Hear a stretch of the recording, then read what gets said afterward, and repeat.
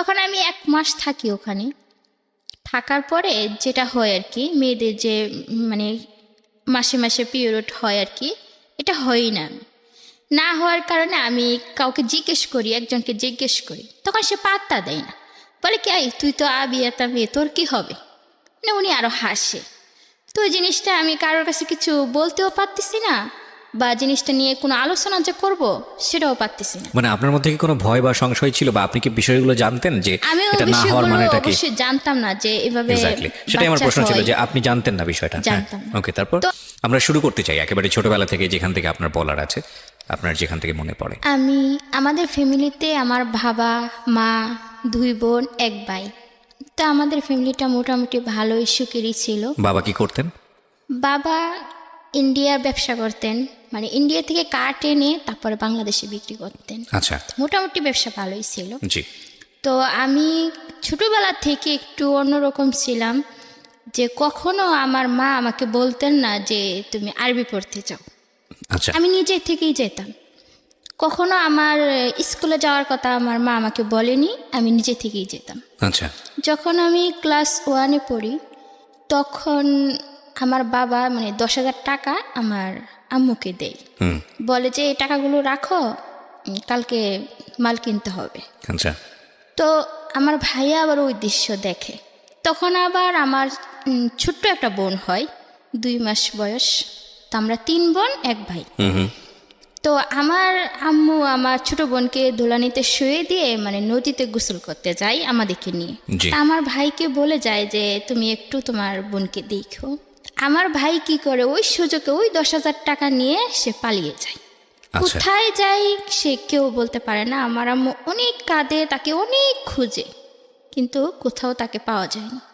তো আমার বাবা একটু অন্যরকম ছিলেন, কারণ মেয়েদের পড়াশোনা করা বা ছেলেদের লেখাপড়া করানো এগুলো মানে পছন্দই করতেন না। আচ্ছা। আমার মা পছন্দ করতেন, কিন্তু বাবা পছন্দ করতেন না। ওকে, তো আমার ভাইয়া চলে যাওয়ার পর প্রায় 1 বছর মানে নিখোঁজ থাকে। তা আমার মা অনেক কান্নাকাটি করেন যে আমার ছেলেটা কি বেঁচে আছে নাকি মরেই গেছে। তো বাবা বলতেন যে ঠিক আছে, আমি তোমার ছেলেকে খুঁজে নিয়ে আসবো। আপনার ভাইয়া যখন এরকম পালিয়ে যায় তখন তার বয়স কত? তখন তার বয়স 15 থেকে 16 বছর হবে। ঠিক আছে, তখন আপনার বয়স কত? তখন আমার বয়স, আমি ক্লাস 1-এ পড়ি, 5 বছর বয়স। তো ভাইয়াকে খুঁজতে খুঁজতে একসময় বাবা খুবই অসুস্থ হয়ে পড়েন। তো বাবা আমাদের ভৈরব রায়পুরা থানা, ওখানে আমার একটা হুপু আছে, হুপুর বাসাতে যান অসুস্থ অবস্থায়। তো ওখানে গেলে আমার হুপু দেখে চিকিৎসা করায়, কিন্তু ভালো হয় না। জি। তো আমার হুপু বলতেছে যে ভাই তুমি তো এখানে আসছো, কিন্তু তুমি যদি এখানে মারা যাও তাহলে তোমার স্ত্রী সন্তান তোমাকে দেখতে পারবে না। ওকে, এক কাজ করো, তুমি বাড়িতে চলে যাও। তা আমার মা এক কাজ করে, আমাকে নিয়ে অনেক দূরে একটা হুজুরের কাছে যায়। আচ্ছা, গিয়ে হুজুরের পায়ে হাতে ধরে কাঁদতে থাকে যে আমার একমাত্র ছেলে, তার বাবা অসুস্থ, এখন সে যদি বাড়িতে না আসে, যদি তার বাবা মারা যায়, তাহলে আমার স্বামী বলে যে ও নাকি ওকে মাটিও দিতে পারবে না, তাহলে একটা সুখ থেকে যাবে। তো উনি বলে কি মা কেঁদো না। তো শনিবারে যাই আমাকে নিয়ে, তো উনি কিতাব দেখে 2টা তাবিজ লিখে দেন। যদি আপনার ছেলে জীবিত অবস্থায় থাকে তাহলে 7 দিনের ভিতরে ফিরবে, আর যদি না ফিরে তাহলে ভাববেন যে আপনার ছেলে মারা গেছে। তো আমার আম্মু না তাই করে, যে শনিবারে তাবিজটা না রাখে, দেখা যাচ্ছে বৃহস্পতিবার রাত্রে 9টার দিকে আমার ভাইয়া বাড়িতে পৌঁছে যায়। জি। তো আমার ভাইয়াকে দেখে আমার আম্মু অনেক কাঁদতে থাকে যে তোর বাবা অসুস্থ, তুই কোথায় হারিয়ে গেছিলি। তখন ভাইয়াও কাঁদতে থাকে, বাবার পায়ে যায় পড়ে, আমি ভুল করছি, আমাকে ক্ষমা করে দাও। তো আমার বাবা বলে কি না, সন্তানে যতই ভুল করুক মা বাবার কাছে ভুল মনে হয় না, আচ্ছা, আমি তোমাকে ক্ষমা করে দিছি। ওকে, তো আমার ভাইয়া আসার পরে 21 দিন পরে কি আমার বাবা মারা গেছে। তো আমার অনেক কষ্ট লাগে যে অল্প বয়সে, এত ছোট্ট বয়সে আমার বাবাকে আমরা হারিয়ে ফেললাম। তো এমনিতে অভাবের সংসার, বেশি একটা উন্নত ছিল না। আমার ভাই আমার মা দুজনে রুজি করে, একটু জমি ছিল, ওইগুলা কিছু বিক্রি করছে, আর কিছু বাড়িটা ছিল। ওরকম করে আমাদের দেখা যায় 5 পর্যন্ত পড়ানোর মোটামুটি আমার মা আমাদের নিয়ে চলতেছে। ঠিক ওই অবস্থা আমার 5-এর পরীক্ষা শেষ, তো আমার ভাইয়া চট্টগ্রামে থাকতো, জি ওখানে থেকে কাজ করতো। ওখানে আবার আমার বাবা আমার মাকে বিয়ে করার আগে আরেকটা বিয়ে করছিল, তো ওনার মানে আমার বড় আম্মু মারা গেছে। জি তো ওনার আবার একটি মেয়ে আছে, উনিও আবার চট্টগ্রামে থাকে, ওনার ওখানেই বিয়ে হয়। আমাকে নিয়ে আমার ভাই ওখানে যায় বেড়ানোর জন্য। তা আমি বেড়াতে যাই, আবার বোনের বাসায় থাকি। তো বোনের একটা দেওর আছে, মানে উনি মাঝে মাঝে আসতেন, তখন আমার বয়স মনে করেন 10 বছর বয়স। জি কীরকম জানি খারাপ নজরে তাকাইতেন আমার দিকে। তো আমার কাছে খুবই যন্ত্রণা মানে মনে হইতো যে ওই লোকটা এরকম কেন, এইভাবে তাকাচ্ছে কেন আমার দিকে। এক পর্যায়ে ও কী করে আমার হাতে ধরে টেনে ধরে আমাকে, তা আমি কোনো রকমের ছুঁইটা পালাইয়া যাই। তো আমি ভাইয়াকে বলি, ভাইয়া আমার না এখানে থাকতে ভালো লাগে না, আমি বাড়িতে চলে যাব, আমি এখানে থাকবো না। তো ভাইয়া আবার 2-3 মাস পরে আমাকে সিলেট নিয়ে আসে, বাড়িতে চলে আসি। আসার পরে আমি আমার মামার ক্ষেত আছে, মানে আলু করে, অনেক কিছু চাষ করে ওরা, ওদের ওখানে যাই মানে আলু তোলার জন্য। জি তো মামা বলে কি যে না, তোরা আলু তুলবি না, তোদের আলু তোলার কোনো প্রয়োজন নেই, তোর মা ভালো না। তো এই কথাটা বলার পরে আমার অনেক খারাপ লাগে যে আমার মা ভালো না, কি করছে আমার মা, এক্স্যাক্টলি। কাকে প্রশ্ন করব। একদিন মা বড়ই পারতে বড়ই গাছের তলায় যায় আর কি, অনেকটা দূরে, মানে মাকে কিভাবে প্রশ্ন করব, আর একাকি কোথাও আমি মাকে পাচ্ছি না যে এই প্রশ্নটা আমি করব। জি তো ওখানে যাওয়ার পরে আমি আমার আম্মুকে বলি যে মা, ওরা কি বলে এসব, লোকেরা বলে তুমি নাকি ভালো না, কি করছো মা তুমি? কই আমি তো কিছু করি নাই। তারপরে আমি মনে করেন সপ্তাহখানিক থাকার পরে আমি বুঝতে পারি এবং কি জানতে পারি যে আমাদের প্রতিবেশী একজন মানে আমাদের সম্পর্কের দুঃসম্পর্কের মামা হয়, তার সাথে আমার মায়ের বিয়ে হয়ে যায়। ও ওকে। তো আমার ভাইয়া আসেনি, আসছে, আমার ভাইয়া বাজারে ঘাটে যায়, সেও শুনে তার কাছে খুবই খারাপ লাগে, সম্মানে বাধে। তো আমার ভাইয়া এক পর্যায়ে রাগ করে বাড়ি বিক্রি করতে চায়। তো গ্রামের লোকজন কিছুতেই বাড়িটাকে বিক্রি করতে দেয় না। তো বলে কি, তুমি যখন বিয়ে বসে গেছো আমাদের দিকে তাকাইলে না, তাহলে আমার ভাই বোন নিয়ে আমি যেদিকে চোখ যাই আমি ওদিকে চলে যাব। তো উনি কী করেন, আমাদের 3 বোনকে নিয়ে চলে যেতে চাই, কিন্তু আমার ছোট্ট বোনটা ছোট্ট ছিল 3 বছরের মতন। তো ওকে রেখে দেয় গ্রামের মানুষ, কিন্তু আমাদেরকে রাখিনি। তো আমরা 2 জনকে নিয়ে চট্টগ্রামে চলে যাই। ওকে। যাওয়ার পর আমি এত ছোট যে কোথায় যে কাজ করব সেটা আমার পক্ষে সম্ভব না, বা কেউ আমাকে নিবেও না। তো ভাইয়া বলে যে কি কাজ করো, আমি একা কাজ করে তোমাদের পালবো। আবার আমার ছোট বোনটাকে স্কুলে ভর্তি করে দেয় ওখানে নিয়ে, কিন্তু আমাকে স্কুলে ভর্তি করে না, আমাকে কাজের জন্য চাপ দিতে থাকে। জি। তা আমি বিভিন্ন অফিসে যাই চাকরি নেওয়ার জন্য, কিন্তু কোথাও আমার চাকরি হয় না। লাস্ট পর্যন্ত আমি একটা সুতার ফ্যাক্টরি, ওখানে গিয়ে কাজ করি। 1 সপ্তাহ কাজ করার পরে নাইট ডিউটি আসে, জীবনে কখনো জেগে থাকিনি। তো আমি 2 দিন নাইট করার পরে কি হয় যে জ্বর আসে আমার শরীরে, প্রচুর পরিমাণ জ্বর।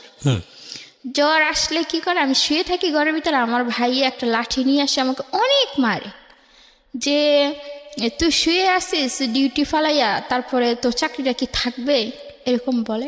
তখন আপনারা কয়জন মিলে থাকতেন একসঙ্গে? আমার 2 বোন, মানে আমার ছোট বোন, আমি, আমার ভাই, 3 জন মিলে থাকতেন। 3 দিন মিলে, মানে চিটাগঙ্গে বাইজে মুস্তান ওখানে থাকতাম। আচ্ছা। আর আপনার মা তখন বিয়ে হয়ে অন্য কোথাও চলে গেছে? অন্যের ঘরে চলে গেছে। ওকে।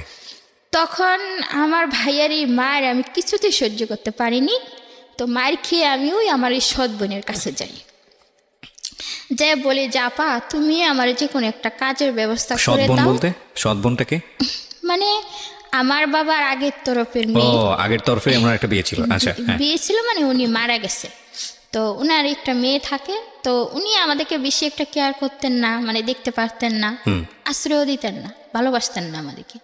তবুও আমি ওনার কাছে যাই, বলি যে আমাকে একটা চাকরি দাও বা একটা কাজ দাও, আমি ভাইয়া আমাকে মারে, আমি ওখানে থাকবো না।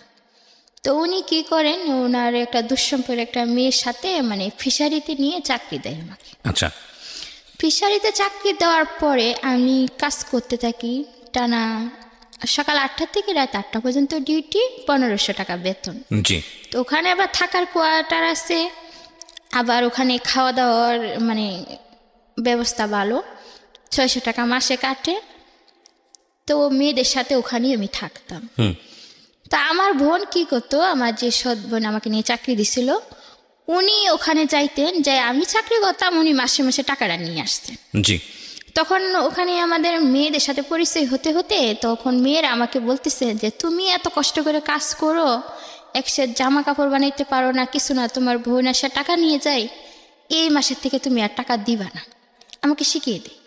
তো ও আসে টাকার জন্য, আসলে আমি বলি কি না, তোমাকে টাকা দিব কেন, কষ্ট করে আমি কাজ করব আর তুমি টাকা নিয়ে যাবে, সেটা হয় না, আমি এবার জামা কাপড় বানাবো। তখন আমি কেরানিকে গিয়ে বলি যে আপনি আমার বোনের হাতে বেতন দেন কেন, আমার বোন কাজ করে না আমি কাজ করি, তুমি এই কাজ করো, তাহলে টাকা আমার কাছে দিবেন। তো ওরা কি করে, এক পর্যায়ে আমার বোন টাকা না পাওয়ার কারণে ও আমাকে জুতো দিয়ে ওখানেই মেরে আসে। আচ্ছা। তো আমার ভাই 3 মাস 6 মাস পর পর আমাকে দেখতে যেত, কিন্তু দেখতে যেত না, আসলে টাকা আনতে যেত। কখনো ভাবতো না যে আমার একটা ছোট বোন আছে, তার জন্য একটা জিনিস কিনে নিয়ে যায়, এরকম কিছু করতো না। তো সবাই বলতো তোর কেমন ভাই কেমন বোন, ওরা তোর কথা ভাবে না কখনো, শুধুই টাকা নিতে আসে।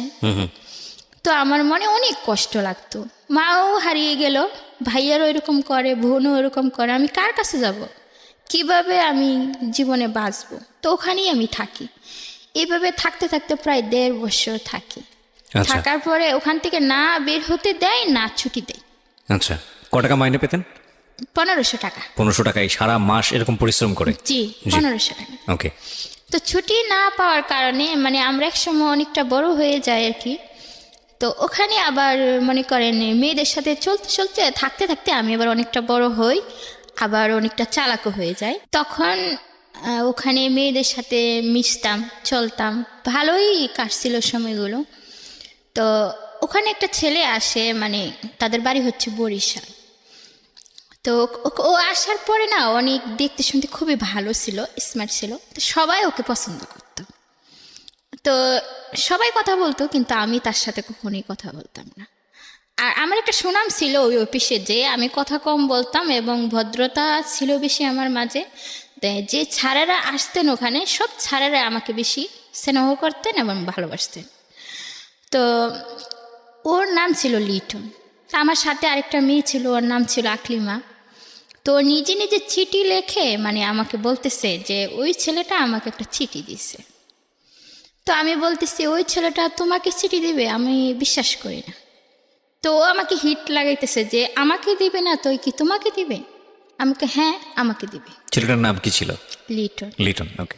তো আমি বললাম, ও আমাকে সাথে চ্যালেঞ্জ করতেছে যে 1 সপ্তাহ টাইম, যদি তুই এই চ্যালেঞ্জে জিততে পারস তাহলে আমি তোকে 1000 টাকা খাওয়াবো, আর যদি তুই হেরে যাস তাহলে আর তুই আমাদেরকে 1000 টাকা খাওয়াবি। ওকে। মানে এরকম একটা বাজি ধরে আর কি আমার সাথে। তো আমি কই ঠিক আছে। তো ছেলেটা দিনে ডিউটি করতো, আর আমরা নাইট ডিউটি করতাম। তো ওরা বের হতো আর আমরা ঢুকতাম, ঠিক ওই অবস্থায় ওর সাথে আমার দেখা হতো বেশিরভাগ সময়। তো আমি আগে থেকে বুঝতে পারতাম যে ছেলেটা আমাকে অবশ্যই পছন্দ করছে। তো আমি ওকে দেখেই হাসতাম। তো ওরকম হাসতে হাসতে 1-2 দিন পরে ও কী করে, নাইট শিফটে চলে আসে। তো আদার পিসের কাজ হতো ওই অফিসে বেশিরভাগ। আদার পিসের কাজ হইলে দেখা যাইতো কি ওরা আর আমরা একসাথে মিলেমিশে কাজ করতে হইতো। মানে আমি, আমার আরও 2টা বান্ধবী ছিল, সুমি, জমিলা, আমরা 3 জনই এক সমান সমবয়সী ছিলাম। তো ওরা আদার পিসের যে স্যারগুলো ছিল, যে ভাইয়ারগুলো ছিল আর কি, তো ওরা আমাদেরকেই বেশি পছন্দ করতো, অন্য সব কোনো মেয়েকে পছন্দ করতো না, সবাইকে বের করে দিত ফ্লোরে, আর আমাদেরকে রেখে দিত। তো আমরা ওই কাজগুলো করলে স্যারেরা আমাদেরকে বোনাস দিত। জি। তো এইভাবে ওই ছেলেটা মানে আস্তে আস্তে ওর সাথে আমার কথা হয়, কথা হইতে হইতে একদিন আজানের আগেই কাজ শেষ হয়ে যায়। আচ্ছা। তখন ওর একটা বন্ধু দিয়ে, ওই অফিসের মধ্যে আবার বিদেশি অফিস ছিল, তো অনেক ফুলের বাগান ছিল, দেখতে খুবই সুন্দর ছিল অফিসটা। তো ফুল আইনে আমার সামনে ধরে রাখছে। আমি বলতেছি কি ব্যাপার, ফুল আসলো কই থেকে, আপনি আমাকে ফুল দিচ্ছেন কেন? আমি তো দেই নেই, একজন তোমাকে ফুলগুলো দিছে। কে দিচ্ছে? লিটন। আমি তখনও 1 সপ্তাহ পূর্ণ হয়নি, 1 সপ্তাহ পূর্ণ হতে 2 দিন বাকি আছে। তো ফুলগুলো দেওয়ার পরে আমি নিছি, মানে আমি তাকে বুঝাইছি যে আমিও তাকে পছন্দ করি। জি। পরের দিন ও আমাকে একটা চিঠি দেয়। চিঠিতে অনেক কিছু লেখা থাকে যে ও আমাকে পছন্দ করে, ভালোবাসে। তখন এই চিঠিটা আমি আবার আমার ওই যার সাথে আমি মানে বাজিয়ে রাখছি তাকে পড়ে শুনে আমাকে, শুনো তুমি আমাকে 1 সপ্তাহ সময় দিছিলে, আর 1 সপ্তাহের মধ্যেই আমি কিন্তু জিতে গেছি। জি। তারপরে ও আমাকে 1000 টাকা দেয়, দিলে আমরা সবাই বান্ধবীরা মিলে খুব মজা করে খাই, মানে অনেক কিছু কিনে খাই। খাওয়ার পর আমার উদ্দেশ্য হলো যে আমি আর ওর সাথে কখনোই কথা বলবো না, জাস্ট এটা একটা মজা ছিল। তো ও তো সত্যি সত্যি আমাকে মন থেকে ভালোবাসতো। তা আমি কথা না বলার কারণে সে আমাকে অনেক খুঁজতে থাকে, মানে আমাকে অনেক রিকোয়েস্ট করতে থাকে, সবাইকে দিয়ে খবর পাঠায়, সিটি দেয় যাতে আমি ওর সাথে 1 মিনিটের জন্য হলো কথা বলি আর কি। তো ওরকম করতে করতে ওর প্রতি আমার একটা মায়া কাজ করে, আমিও ওর সাথে কথা বলি। বলতে বলতে এক সময় একদম সুন্দর একটা সম্পর্কই তৈরি হয়ে যায় আমাদের মাঝে। জি। তো 1.5 বছর হয়ে যাওয়ার পরে আবার কি হয় যে তার মধ্যে 6-7 মাসের বেতন আমাকে দেয়, আর 6-7 মাসের বেতন আমাদের ওরা আটকে দেয়। মানে আমরা ওখানে থাকতে চাচ্ছি না, মানে আমরা চলে যাব অন্য কোথাও। আচ্ছা। ওই গৃহবন্দী হয়ে থাকতে আমাদের ভালো লাগে না। আর ওদের কথা হচ্ছে যে ওই 3টা মেয়ে খুবই ভালো কাজ পারে, আমরা কখনো ওদেরকে হাতছাড়া করব না। তো আমাদেরকে ছুটি দেয় না, ওখানেই মানে বন্দি হয়ে থাকতে হয়। তো একদিন সকাল সকাল কাজ শেষ হয়ে যায়, তা আমরা বুদ্ধি করি, আমি, জমিলা আর সুমি, যে আমরা এখান থেকে পালিয়ে যাব। বেতন যা আছে এগুলো সব ফেলেই পালিয়ে যাব, এখানে থাকবো না, গৃহবন্দী হয়ে থাকতে ভালো লাগে না। তো আমরা ফ্যাক্টরির সমস্ত সাইড মানে ঘুরতে থাকি আর কি, যে কোন দিক দিয়ে পালানো যায়, গেট দিয়ে তো আর বাইরে হতে দিবে না। তো একটা দারোয়ান ছিল, মিজার নাম, উনি বলতেছে কি ব্যাপার তোমরা এত ঘোরাঘুরি করতেছো, পালিয়ে যাবা নাকি? আমি বলতেছি আরে না, পালাবো কেন, যাইলে গেটের সামনে দিয়ে যাব, পালাবো না। তো আমরা কি করি, ঘরে যাই, ঘরে গিয়ে লাইট বন্ধ করে নিজেদের ব্যাগ গুছাইয়া ওই মানে ওয়ালের ও পাশে যেতে হবে যে কোনোভাবে। এখন জমিলা একটু পাতলা সাইজের ছিল, ও পার হয়ে যায়, আমিও পার হয়ে যাই, সুমিও পার হতে পারে না। তো ওরে কষ্ট করে টেনে মাইনা আমরা তুলে 3জনেই পার হয়ে অনেকটা দূরে চলে যায়, যে একজনের বাসায় জামা কাপড়গুলো রাখি, কিন্তু অফিসের লোক ঠিকই ধরে ফেলে যে আমরা পালিয়ে যাই। তো আমরা যাই মেন রোডে উঠি, ওরাও অফিসে মানে গেট দিয়ে যায়, আর সামনে আমাদের সামনাসামনি হয়ে যায়। এখন আমরা খুবই ভয় পাইতেছি যে ওরা তো আমাদেরকে এখন ধরে নিয়ে যাবে, এখন কি করব। তো রিক্সাওয়ালাকে বলি যে আমাদেরকে নিয়ে যান, ওনারা নেই না। বাসওয়ালাকে বলি যে আমাদেরকে নিয়ে যান, ওনারাও নিচ্ছেন না। তখন আজানের পর একদম কোনো মানুষ নাই রাস্তাঘাটে। তো এভাবে করতে করতে আমরা কি করি, একসময় দৌড়াইতে থাকি, 3জনই দৌড়াইতে থাকি। তো ওরা আমাদের পিছনে দৌড়াইতে থাকে, আমরাও দৌড়াইতে থাকি। দৌড়াইতে একদম চন্দননগর এলাকা, মানে অলিগলি এলাকা, ওটার ভিতরে ঢুকে যায়, পাহাড়ি এলাকা। দৌড়াইতে আবার ওখানে গিয়ে আবার একটা খাল আছে অনেক বড়, যাকে বলে আর কি হাক্কা বলে, মানে অনেক দূরে একটা করে মানে ভাস দেওয়া। তো জমিলা ওই হাক্কাটা পার হয়ে যায়, কিন্তু আমরা 2জন আর পার হতে পারি না। তো আমরা থেকে যাই, তো দেখি কি ওরা চলে আসতেছে। তো এই অবস্থায় কি করি, পাশে একটা মানে বাড়ি ছিল, ও বাড়িতে যাই, আমরা ঢুকে যাই। ওরা খালি দরজা খুলে, আর আমরা গিয়ে কি করি, আমি যে দরজার পিছনে লুকাই, ও যে একদম খাটির নিচে লুকাই। তো ওরা কি করে, আইসা আমাদের ধরে ফেলে। আমরা 2জনকে ধরে তারপরে আমরা বলি কি না, আমরা যাব না, তোমরা ওখানে বেতন দেয় না, আমাদেরকে ছুটি দেয় না, এই জন্য আমরা পালাইছি, তোমরা আমাদেরকে ধরে নিতে আসছো কেন, আমরা যাব না। ওদের উদ্দেশ্য হলো আমাকে ধরে নিয়ে যাবে। তা ওরা আমাদেরকে নিয়ে আসে অফিসের ভিতরে। আনার সময় আমাদেরকে হাতে ধরে আনতে চাই, পরে বলি কি খবরদার হাতে ধরবা না, কারণ আমরা তো চুরি করি নাই, তোমাদের কোনো জিনিস তো আর চুরি করি নাই। তো তোমরা হাতে ধরে নিয়ে গেলে মানুষে দেখবে, তাহলে কিছু মনে করবে। আমরা এভাবে যদি না ধরো, আমাদেরকে ছেড়ে দাও, আমরা নিজে অফিসের ভিতরে যাব। অফিসের ভিতরে গেলে প্রথম অবস্থায় যা হয়, একটা দারোয়ান, ওই যে মিজান, ও আমাদের উপরে মানে মারতে আসে, যে তোরা পালাইলি কেন, সব চাপটা তো আমার উপরে পড়বে। মারতে আসলে আবার অনেক লোক আছে, তারা বাধা দেয়। তা কেরানি আইনে কি করে, আমাদের একটা রুমের ভিতরে বন্দি করে রাখে। শুধু বন্দি করে রাখে না, উনি আইসার জাস্ট কয়েকটা থাপ্পড় মারে আমার গালে, যে আমি একদমই পড়ে যাই, যে পালাইলি কেন। আর সুমিকে তো কয়েকটা থাপ্পড় দিলে পড়ে যায়, ও পড়ে গেলে ওর বুকের উপরে পাড়া দিয়ে ধরে। কে করে কাজটা? কেরানি। মানে কন্ট্রাক্টদারও আছে, মানে যে কেরানি আমাদের দেখাশোনা করতো, বেতন দিত, উনি এই কাজটা করে। মানে বাসা থেকে কেন পালালি? মানে ওখান থেকে আমরা কেন মানে পালাম, কাজের ওই জায়গাটা থেকে কেন পালালি? জি হ্যাঁ। কাজের ওই জায়গা থেকে কেন পালাম, হুম। তো বলে যে কি মানে যে বুয়া রান্না বান্না করতো মেস, ওনাদেরকে বলে দেওয়া হয় ওদের দুজনকে আজকে সারাদিনও খাবার দিবি না, এবং কি একটা ঘরের মধ্যে রেখে আমাদেরকে তালা মেরে দেয় পুরোপুরি। তো আমরা দুজন ওখানে সকালও খাবার নাই, দুপুর। আচ্ছা, আমি খাবারের জায়গায় আসছি, তার আগে একটু বলেন তো আমাকে কাজটা কি ছিল আপনাদের? কাজটা ছিল মাছ প্যাকেট করা, যে মানে বিভিন্ন জায়গা থেকে অনেক ধরনের মাছ আসতো এই এখানে, মাছটা কোথায় যেত? ওটা বিদেশ যেত। বিদেশ চলে যেত। আচ্ছা, তো ওই ফ্যাক্টরিতে আপনারা মূলত মাছ প্যাকেট করার কাজ মাছ করতেন? প্যাকেট করতো। আচ্ছা, ঠিক আছে, বলেন তারপর। তারপরে আমরা না খেয়ে সারাদিন থাকি। হুম। তো সন্ধ্যা হয়ে গেলে মানে আমার খুবই খারাপ লাগে যে কখনো না খেয়ে থাকিনি, আজকে সমস্ত দিন না খেয়ে থাকলাম, বা ওরা আমাদের উপর মারধর করলো। তা আমি সুমি আবার পড়তে জানতো না, লিখতেও জানতো না। তা আমি তো আবার একটু লিখতে জানতাম, তো আমি একটা চিঠি লিখে জানালা দিয়ে ফেলে দিই। তো ফেলে দিলে কি হয়, যে কোনো একজন অবশ্যই চিঠিটা পাই, পাওয়ার পরে আমি চিঠিতে লিখি যে আমরা অনেক কষ্ট আছি, প্লিজ আমাদেরকে সাহায্য করুন। তো উনি এই চিঠিটা নিয়ে যে জমিলা আমার যে বান্ধবীটা পালাইয়া গেছে ওর বোনের কাছে যায়, যা বলে কি তোমার বোন আর ওই যে দুই বোন তারা পালাইছিল, কিন্তু ওরা তো জমিলা কোথায় জানি হারিয়ে গেছে, আর ওদেরও তো ধরে নিয়ে গেছে, ধরে নিয়ে অনেক মারধর করতেছে, না খাওয়াই রাখছে। জি। তো ওনাকে আমরা আপা বলে ডাকতাম, ওনার নাম ছিল আমেনা, ওদের বাড়ি হচ্ছে কক্সবাজারে। তো উনি আবার আমাকে খুবই মায়া করতেন। তো ওনার কাছে যখন এই খবরটা যায় উনি সহ্য করতে পারেন না, উনি একদমই থানায় চলে যান সঙ্গে সঙ্গে। আচ্ছা। থানায় গিয়ে পুরো ঘটনা বলার পরে তারপরে আমরা কি করে, রাত্রেও আমাদের খাবার দেওয়া হয় না, খাবার না দিয়ে ওই অবস্থাকে আমাদেরকে ডিউটিতে পাঠানো হয়। তো আমরা ডিউটিতে ঢুকি মনে করেন 10টার থেকে 10:30 হবে টাইম। তো আমার খুবই মাথা ঘুরাইতেছে, সমস্ত দিন না খেয়ে রয়েছি, খুবই কষ্ট লাগতেছে, মানে আমি যে টেবিলে দাঁড়িয়ে কাজ করব আমার করতে পারতেছি না, সে শক্তিটুকু নাই। সে শক্তিটুকু নেই। তো আমি সুমিকে বললাম যে সুমি চল আমরা বাহিরে চলে যাব, কাজ করব না, মেরে ফেললে মেরে ফেলবে। তো আমরা গ্লাস সিস্টেম অফিস ছিল, গ্লাসটা খুলে খালি বাহিরে হব, ঠিক ওই মুহূর্তে 2-3টা গাড়ি বা কয়েকটা স্কুটার আসলো, সবই পুলিশ ছিল, আচ্ছা। ওসি ছিল, 2জন উকিলও ছিল সাথে। জি। তো ওরা আসার পরে দারোয়ান তো গেট খুলে না, দেখলাম কি গেট ভেঙে ভিতরে ঢুকে। তারপরে ওরা চলে আসে, আসার পরে মানে যাকে পাচ্ছে তাকে মারতেছে, ভাঙচুর করতেছে, অনেক ভাঙচুর করতেছে পুলিশ।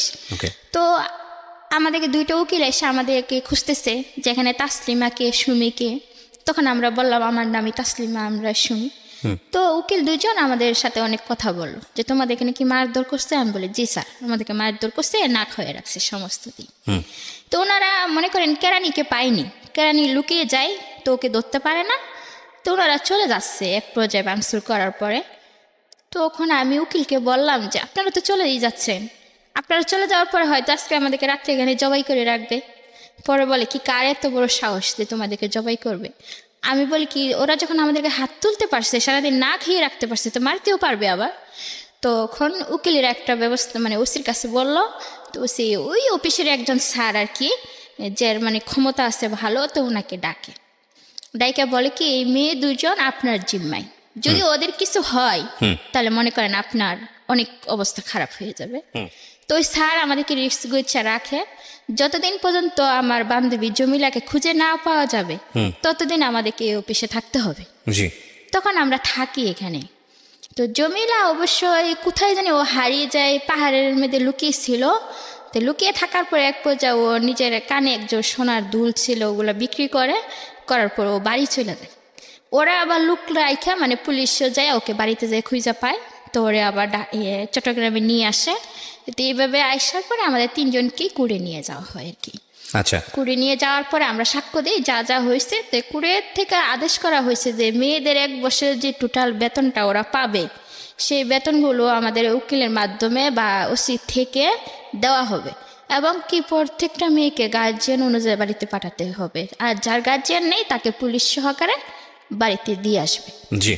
তখন আমি যে আমার যে বোনটা ছিল না, যে জুতা দিয়ে আমাকে মারছিল, আমার সৎ বোনটা, জি। আমি ওদেরকে একটা পরিচয় দিতে চাইনি, কারণ ওরা তো লুবি, যে 1 বছরের বেতন আমি পাইতাম ওরা হয়তো বা জানলে ওরা নিয়ে যাবে। তো ওরা কীভাবে জানি খবর জানে যায় না, ওই দিন উপস্থিত থাকে ওখানে।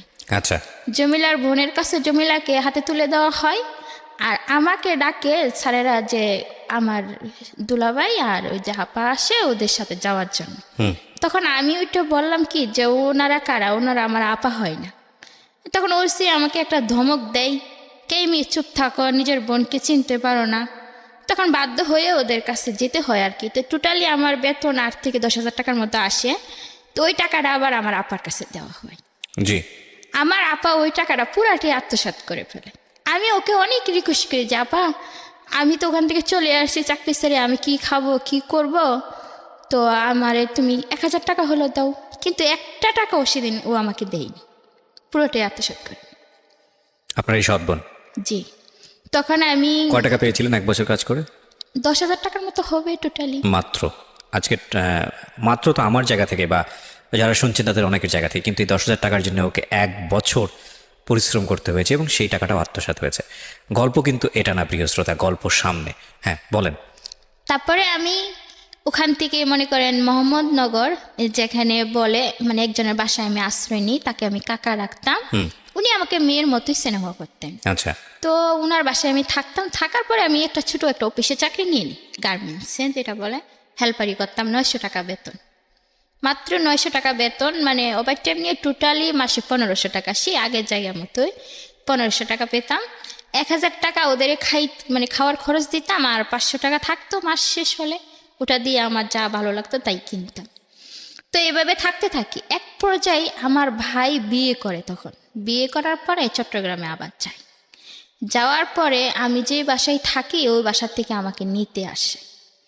নিতে আসলে আমি যাইতে রাজি হই না, কারণ আমি যখন বিপদে ছিলাম তখন তুমি পাশে ছিলে না, তুমি আমাকে মেরে ঘর থেকে বের করে দিছো, আমি এখন তোমার সাথে যাব না।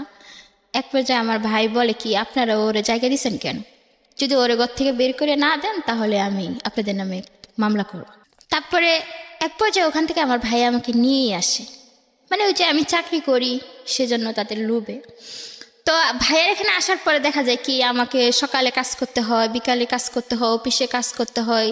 তো আমার ভাবিও ভালো না, মানে ঠিক মতো বাজার করতো না। তা আমার কাছে অনেকই খারাপ লাগতো আর কি।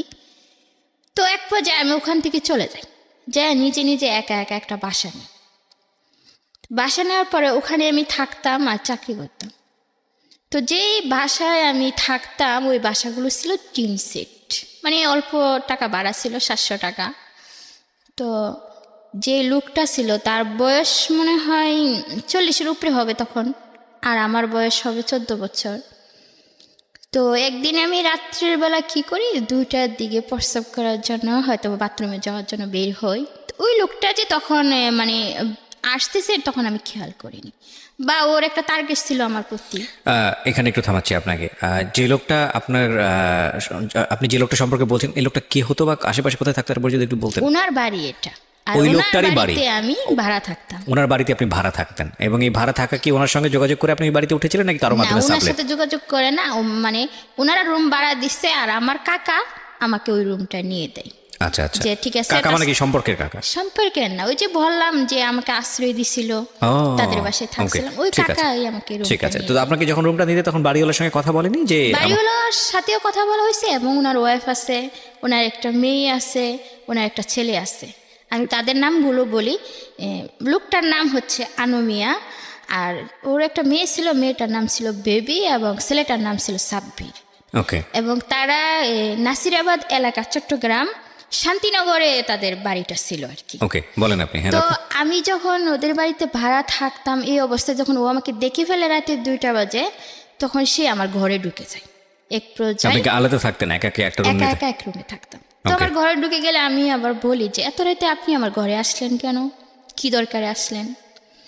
তো ও কিছু বলে না, কেমনি আসলাম। তো এক পর্যায়ে ও কি করে, আমার মুখ চাইপা ধরে। তা আমি ওর সাথে অনেক জোরাজোরি করলেও কিন্তু আমি শক্তিতে অবশ্য পারি না, সেই রাতেও সে আমাকে রেপ করে। তো বলে কি চিল্লাচিল্লি করে কোনো লাভ নেই, চিল্লাচিল্লি করলে নিজের মান সম্মানই যাবে, তোমাকে লোকে খারাপ বলবে, আমাকে কিছু বলবে না। তো আমি পরের দিন অফিসে চলে যাই, কিন্তু অনেক কাঁদতে থাকি যে এটা কি হলো আমার সাথে, আমি তো কোনো অন্যায় করিনি, তবে ওই লোকটা এত খারাপ কেন? তো আমার একা থাকতে খুবই ভয় লাগতো ওই বাড়িতে ওই ঘটনার পর থেকে। তো আমার আরেকটা মানে মেয়ে আর কি, তাকে আমি ভাবি ডাকতাম সম্পর্কে। তো ওর কাছে যাই বলি যে ভাবি ওই বাসায় থাকতে না আমার খুবই খারাপ লাগে, রাত্রে একা একা ওই লোকটা জানি কেমন, মানে পুরোটা তাকে আর খুলে বলি না। আচ্ছা। তো ও বলে কি ঠিক আছে তুই আমার কাছে থাক। তো আমি বললাম কি তাহলে ভাইয়া কোথায় থাকবে? তো কাজে চলে যাবে, তো তুই আমার কাছেই থাক আজকে রাত্রে। ওর আবার ছোট একটা বাচ্চা হয় 2-2.5 মাসের। তো আমি ওই বাসায় ওর সাথে ঘুমিয়ে পড়ি। তো ওর স্বামী বলে যে কি আমি আজকে রাত্রে বাসায় আসবো না। ও আমাকে দেখে যায় যে আমি ওর বাসায় আসি বর্তমানে। ও রাতে প্রায় 1টার দিকে চলে আসে। ওর হাজবেন্ড চলে আসলে এক পর্যায়ে আমি তো ঘুমিয়ে থাকি, আর কিছু বলতে পারতেছি না, কারণ সারাদিন কাজ করছি, আমার শরীর খুবই দুর্বল, আমি ঘুমিয়ে পড়ি। আর ওর হাজবেন্ড আসার পরে কি হয় যে ওর ছোট বাচ্চাটাকে কোলে নিয়ে ওর বউ বসে থাকে, আর ওর হাজবেন্ড চাচ্ছে যে আমার এখানে আসবে, আমার কাছে আসবে। আর ওর বউ চাচ্ছে যে কি ছোট্ট একটা মেয়ে বা এমন একটা ইতিম মেয়ে, তুমি ওর কাছে যেও না বা ওকে নষ্ট করো না। মানে ওদের মধ্যে তকাতকি হচ্ছে, বউ বাধা দিচ্ছে আর ও চাচ্ছে যে আমার এখানে আসবে বা আপনি আমার তো কিছু একটা ঘুমিয়েছিলেন করবে। তখন, আপনি এটা জানেন আমি না? তো তখন ঘুমিয়েছিলাম। রাইট। তো এরকম প্রচার করতে করতে ওই যে বউকে 2-3টা থাপ্পড় মারে ওর বউ যখন কাঁদতে থাকে না, ওই কাদার শব্দে আমার ঘুম হঠাৎ করে ভেঙে যায়। তো এবং কি কাদার শব্দে আর ওই যে লোকটা আছে না, ওর একটা হাতও আবার আমার কাছে চলে আসে। ও মানে পুরোপুরি আমাকে করার জন্য প্রস্তুতি নিচ্ছে আর কি। তো এই অবস্থায় আমার ঘুম ভেঙে গেলে আমি লাইটটা জ্বালিয়ে দিই আর কি, ঘরের যে লাইটটা থাকে জ্বালানোর পরে দেখি এই অবস্থা, ভাবি বসে বসে কাঁদতেছে আর ওই অবস্থা। তো আমি ওদের কিচ্ছু বলি না, তো রাত্রের বেলা না বলে সোজা দরজাটা খুলে বাহিরে চলে যায়, বাহিরে গিয়ে গেটটা খুলে একদম আমার বাসায় চলে যায়। তখন রাতের বাজে 2টা। আপনার বাসার দূরত্ব কতটুকু ছিল ওখান থেকে? দূরত্ব ছিল 5 মিনিট। আচ্ছা, এই রাত 2টার সময় 5 মিনিট হেঁটে আপনি গেলেন? চলে যায়। মানে তখন আমার মাথায় প্রচুর রাগ ছিল যে কি করব না করব কিছু জানি না, কিন্তু আমাকে বাসায় যেতেই হবে। সিনারিটা লক্ষ্য করেন যে একটা মেয়ে যদি ফ্যামিলিতে শেল্টার না পায়, ফ্যামিলিতে যদি তার মাথার উপরে মানে অভিভাবকের মতো কেউ না থাকে, তাহলে একটা মেয়ের জীবন কতটা ভার্নারেবল হয়। এবং এটা আমাদের এই জীবন গল্পে আজকে প্রথম না, আমরা আমাদের এই জীবন গল্পে অনেকবার এটা দেখিয়েছি, ভয়াবহভাবে দেখিয়েছি। আজকে হয়তোবা সেটা আরও এক্সট্রিম লেভেলে যাবে। এবং শুধু একটা কথাই বলতে চাই, খুব মনোযোগ দিয়ে শুনুন, সিচুয়েশন না, একটা মানুষের জীবনকে চিন্তা করুন। যখন তাসলিমা এই গল্পটা বলছে, তাসলিমাকে নিজের মধ্যে ধারণ করার চেষ্টা করুন যে তাসলিমার জায়গায় যদি আপনি হতেন তাহলে আপনার জীবনটা কেমন হতো। ও কিন্তু মানুষ, এবং যারা শুনছেন তারাও মনুষ্যত্বের পরিচয় দেবেন আশা করছি। ওকে, যেখানটায় তারপরে ছিলাম। আমি চলে যাই, যাওয়ার পর ওখানে গিয়ে অনেক কাঁদতে থাকি, সমস্ত রাত আমি কাঁদতে থাকি। কাঁদতে এক পর্যায়ে আমি ঘুমিয়ে পড়ি। তো ঘুমের মধ্যে আমার মনে হয় আমার বাবাকে আমি স্বপ্নে দেখি। আমার বাবা আমাকে বলতেছে যে মা তুমি এখান থেকে পালিয়ে যাও, এখান থেকে তুমি চলে যাও, নাহলে তোমার জীবন আরও শেষ হয়ে যাবে। তো আমি কি করি, বেতনের অপেক্ষা করি, মানে বেতনটা হওয়ার পরেই আমি আমার মায়ের কাছে চলে যাই। আমার মা তখন সুনামগঞ্জে থাকেন না, তখন সিলেট কোম্পানিগঞ্জ থাকেন। তো ওখানে চলে যাই, যাওয়ার পরে দেখি আমার মা ওই সংসার, মানে আমাদেরকে হারিয়ে আমার মা তার নিজের ভুল বুঝতে পারছে। বোঝার পরে সে ওই সংসার থেকে চলে আসছে, এবং কি ওই সংসারে গিয়ে আমার মার একটা মেয়ে হয়েছে। তখন ছিলাম আমরা 3 বোন, এখন হলাম 4 বোন। তো ওখানে যাওয়ার পরেও আমার ভাইয়া বিয়ে করে ফেলছে, তার সংসার নিয়ে ব্যস্ত। আমার মা একা একা থাকে, আমার 2টা বোনকে পালে, আবার 3 বোনকে পালে। এখন আমিও যদি ওখানে বসে থাকি তাহলে আমার মার এমনি অবস্থা খুবই খারাপ। আর আমাদের দেশে যে জমিটা ছিল, আমার ভাই ওটা বন্ধক দেয়, বন্ধক দিলে আরেকজন ডুপ্লিকেট করে ওটা লিখে নেয়। তো ওই বাড়িটাও শেষ, এখন মানুষের বাড়িতে ভাড়া থাকতে হয়, খুবই অভাব সংসারে। তখন আমি 1 মাস থাকি ওখানে। থাকার পরে যেটা হয় আর কি, মেয়েদের যে মানে মাসে মাসে পিরিয়ড হয় আর কি, এটা হয়ই না। না হওয়ার কারণে আমি কাউকে জিজ্ঞেস করি, একজনকে জিজ্ঞেস করি, তখন সে পাত্তা দেয় না, বলে কি তুই তো আবি এটা মেয়ে, তোর কি হবে, মানে উনি আরও হাসে। তো ওই জিনিসটা আমি কারোর কাছে কিছু বলতেও পারতেছি না, বা জিনিসটা নিয়ে কোনো আলোচনা যে করব সেটাও পারতেছি না। মানে আপনার মধ্যে কি কোনো ভয় বা সংশয় ছিল, বা আপনি কি বিষয়গুলো জানতেন যে আমি এটা না হওয়ার মানেটা কি? অবশ্যই জানতাম না যে এভাবে এক্স্যাক্টলি, সেটাই আমার বাচ্চা প্রশ্ন ছিল হয়। যে আপনি জানতেন না বিষয়টা। জানতাম না। ওকে, তারপর? তো আমি ওখান থেকে আবার চট্টগ্রামে চলে যাই। যাওয়ার পরে ওখানে থাকি না, তখন আমি কাকার সাথে যোগাযোগ করি যে কাকা আমি শান্তিনগর আর থাকবো না। তখন কাকা এক জায়গায় চাকরি করতেন, তো ওখানে আমাকে একটা বাসা নিয়ে দেন। উনি কোনো খারাপ ছিলেন না, আমাকে নিজের মেয়ের মতোই দেখতেন। জি। দেখার পর আমি ওখানে বাসা নেওয়ার পরে চাকরি হয় না, তো উনি বলেন কি যে ওনারা মেস হিসাবে থাকতেন, তো বলে তাসলিমা তুমি আমাদের মেসে রান্না করো, তুমি খাবে, তোমাদেরকে বেতনও দেব। তো এক বসে থেকে তো আর লাভ নেই। তো আমি ওই মেসে রান্না করতাম, সমস্ত দিন রান্না করতাম, 2 বেলা রান্না করতাম আর কি। তো সন্ধ্যার আগে আবার বাসায় চলে যেতাম। তো কাকা আমাকে অনেক সময় একটু রেট হলে নিয়ে দিয়ে আসতেন বাসায়, খুবই ভালোবাসতেন। এরপরে যাই আরেকজন একটা লোক, মানে কাকার সাথে কাকার একটা ফ্রেন্ড হবে, ওর বাড়ি হচ্ছে রংপুর, নাম হচ্ছে হালিম। তো উনি আবার আমার কাকাকে বলে যে উনি কি আপনার আপন বাইস্তি? বলে কি না। তাহলে আপনি যখন ওকে এত কেয়ার করেন, এত ভালোবাসেন, তাহলে ওকে বিয়ে করে ফেলেন। তা আমার কাকার মাথায় কিন্তু এগুলো ছিল না কখনোই। তো কাকা বলে না, ওকে আমি নিজের মেয়ের মতো দেখি, কীভাবে আমি ওকে বিয়ে করব। তো বলে কি রক্তের তো কোনো সম্পর্ক নেই, তাহলে আপনি ওকে বিয়ে করতে পারেন। ওই লোকটার কথা শুনে কাকা আমাকে প্রস্তাব দেয় যে উনি আমাকে বিয়ে করবে। এদিকে আমার এই সমস্যাটা চলতেছে, তখন 2 থেকে 3 মাস হয়ে গেছে। তখনও আমি মানে আমার মাথা ঘুরায় বা বমি হয়, এগুলো আর লক্ষ্য করলেও আমি বুঝতে পারি না যে আমি আসলে মা হতে যাচ্ছি। তখন এভাবে 4 মাসের মতন হয়ে যায়, এভাবে 5 মাসের মতোই হয়ে যায়। তখন কাকারে অনেক বুঝাই আমি, আমাকে কাকা আপনি মানুষের কথা শুনে আমাকে বিয়ে করার চেষ্টা করতেছেন, এগুলো ঠিক না। ওই দিকে আবার হালিম যে লোকটার কথা বললাম, ও আবার আমার দিকে সবসময় নজর দিত, আর ও আমাকে মানে সম্পর্ক করার চেষ্টা করতো আর কি। তো 5 মাসের পরে যেটা হয়, নাভির গোড়াতে একটু একটু লড়তো আর কি, বাচ্চা তো লড়ে। তো আমি অনেকটা ভয় পেয়ে যাই, কারণ এরকম লড়ে কেন, কি লড়ে। তখন আমি এই জিনিসটা কাকার কাছে বসে শেয়ার করতে পারি না, শেয়ার করি হচ্ছে হালিমের কাছে। তো উনি কি করে, আমাকে নিয়ে একটা ডাক্তারের কাছে যায়, যাই পরীক্ষা করে দেখে 5.5 মাস আমি প্রেগনেন্ট। তখন উনি কাকাকে ফোন দিয়ে বলে তাসলিমা তো এই সমস্যা। মানে কাকা আমাকে জিজ্ঞেস করে যে বাচ্চা এটা কিভাবে হলো বা কার।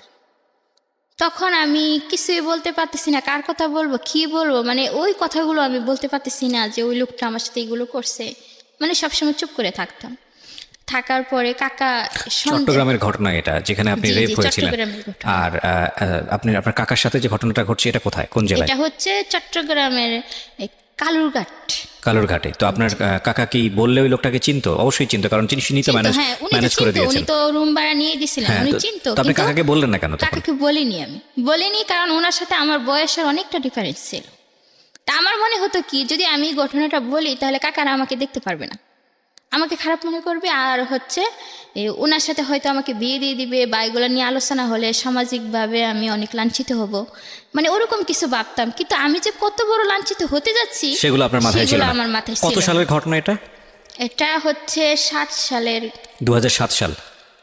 আমি কাকার যখন না বলি, তখন কাকা সন্দেহ করে যে ওই হালিমের সাথে হয়তো বা আমার কোনো সম্পর্ক আছে। তো হালিমকে বলে যে তুমি ওকে বিয়ে করবা। তো এক পর্যায়ে ওকে বাধ্য করায় যে আমার সাথে মানে আমাকে বিয়ে করার জন্য। তো আসলে তো ও জড়িত না এগুলোর মাঝে। তো একটা কাজীও না, মানে একটা হুজুর রেখে আইনা ওর সাথে আমার বিয়ে দিয়ে দেয়। এটা বিয়ে কিনা আমি জানি না, তবে কলমা পড়ায়, তারপরে কবুল পড়ানোর পরে যে কিছুদিন পরে মানে এটা রেজিস্ট্রেশন করা হবে। তখন ওর কাছে টাকা ছিল না। হালিম এটা মেনে নিল? হালিম এটাকে মেনে নিল, মানে আমি একটা অসহায় দেখে ও মন থেকে মেনে নেয়নি, কিন্তু মানুষের চাপে এটা মেনে নিতে সে ও তো বিবাহিত ছিল। তো সে বাড়িতে ওর ওয়াইফ ছিল। তো যখন ও আলাদা একটা রুম নেই, তখন সে আমাকে বলে নীরবে যে তাসলিমা তুমি বলো এটার জন্য কি আমি দায়ী? তা আমি বলি যে না। তাহলে কেন আজকে আমার এই অসম্মান, আমি কি দোষ করছি আমার উপর? তখন আমি বললাম তাকে যে না, আপনি তো এই জন্য দায়ী না।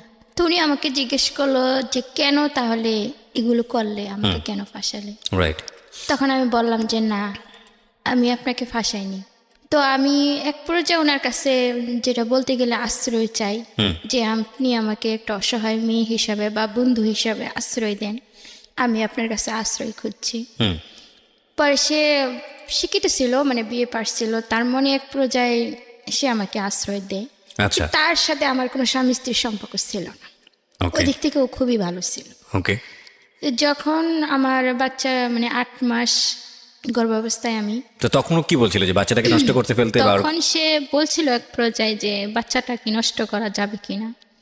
তখন মেডিকেলও নিয়ে গেছিল, হুম, তো মেডিকেল বলতেছে যে 8 মাস হয়ে গেছে প্রায়, বাচ্চাটা নষ্ট করা যাবে না। হুম, তখন ও আমাকে বলে যে তাসলিমা দেখো, আমি একটা ছেলে মানুষ, যদি তুমি এখানে থাকো তাহলে আমি তোমার জন্য কী বা করতে পারবো, আর এই অবস্থায় তুমি কি চাও আমার কাছে। আমি অনেক বিবেচনা করে দেখলাম যে একজন অপরাধ করবে আর একজন তার দায়ী নেবে, তা তো কখনো হতে পারে না। হুম, তখন আমি ওকে বললাম যে আপনি আমাকে এক কাজ করেন, ট্রেনের টিকিট কেটে আমাকে গাড়িতে তুলে দেন, আমি বাড়ি চলে যাব। পরে ও আমাকে টিকিট কেটে দেয়, গাড়িতে উঠিয়ে দেয়, তখন আমি বাড়ি চলে যাই। বাড়িতে যাওয়ার পরে আমার মা আমাকে কিছুই বলে না, কারণ তখন আমি বিপদে ছিলাম। তো আমাকে জিজ্ঞেস করে যে কিভাবে কি হয়েছে। তখন আমার মিথ্যে বলতে হয় এক পর্যায়ে আর কি, যে আমার বিয়ে হয়েছে বা আমার স্বামী আমাকে গাড়িতে উঠে দিয়ে গেছে, তাই আমি আসছি, না হয়তো দেশের বাড়িতে মান সম্মান থাকবে না। হুম, হুম।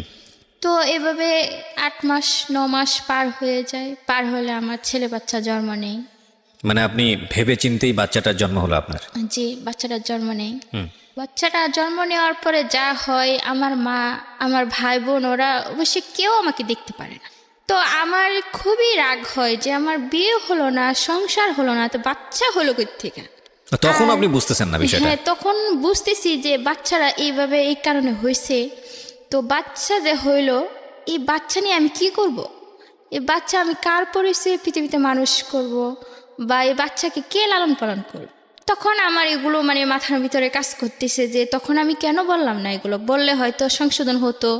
আজকে চুপ থেকে আমার লাইফটাকে আমি নিজেই শেষ করে দিলাম, এখন আমি কি করব? তখন এক পর্যায়ে যখন আমার মা আমাকে খুবই অত্যাচার করতেন, তো ওদের আমি কিছু বলতে পারতাম না। তো এক পর্যায়ে আমার রাগ হতো ওই বাচ্চার উপরে যায়, সে যে বাচ্চাটার জন্য আজকে আমি কোনো কাজ করতে পারি না, ঘরের বাইরে যেতে পারি না, না। কিন্তু ততদিনে কি আপনার ফ্যামিলি জেনেছে যে আপনার বাচ্চাটা কিভাবে হয়েছে? আসল জি ঘটনা না, কি জেনেছে? এখনো জানে না। আমার ফ্যামিলি সত্যিটা এখনো জানে না, তাদের কাছে আমি সবসময় মিথ্যে বলছি। So this is how much important. See, এই প্ল্যাটফর্মটা এত বেশি মানুষের আপন হয়ে গেছে, জীবনের ভয়াবহতম কঠিনতম সত্য কথা, যেটা হয়তো পৃথিবীতে কেউ জানে না একমাত্র সৃষ্টিকর্তা ছাড়া, সেটা তারা এসে নির্ভয়ে এই প্ল্যাটফর্মে বলেন। That's really honour for us. আমরা এটাকে সম্মান মনে করি, এবং আজকে এই গল্পটা হয়তো অনেক পাষণ্ড মানুষের অন্তরকে অনেকখানি নরম করে দেবে। আপনি যেটা বলছিলেন যে, তো কিন্তু আমার তো সন্দেহ হওয়ার কথা যে এতদিন ধরেও বাবা খোঁজ নিচ্ছে না, বাড়িতে আসতেছে না, স্বভাবত তো সবার জিজ্ঞেস করা উচিত যে। জিজ্ঞেস করে, হ্যাঁ। তখন আমি বলতাম যে ওর বাবা চাকরি করে, সেজন্য আসতে পারে না। তো 6 মাসের সময় আমি বাচ্চাটাকে নিয়ে মানে ওই কাকার কাছেই যাই। যাওয়ার পরে কাকাকে ডাকি, ডাকার পরে কাকা আসে বের হয়ে, কিন্তু আমাকে তেমন একটা গুরুত্ব দেয় না। তো আমি আর ওনার সাথে কথা না বলে ওখান থেকে চলে আসি ওনার অফিস থেকে। আসার পরে ট্রেনে উঠি।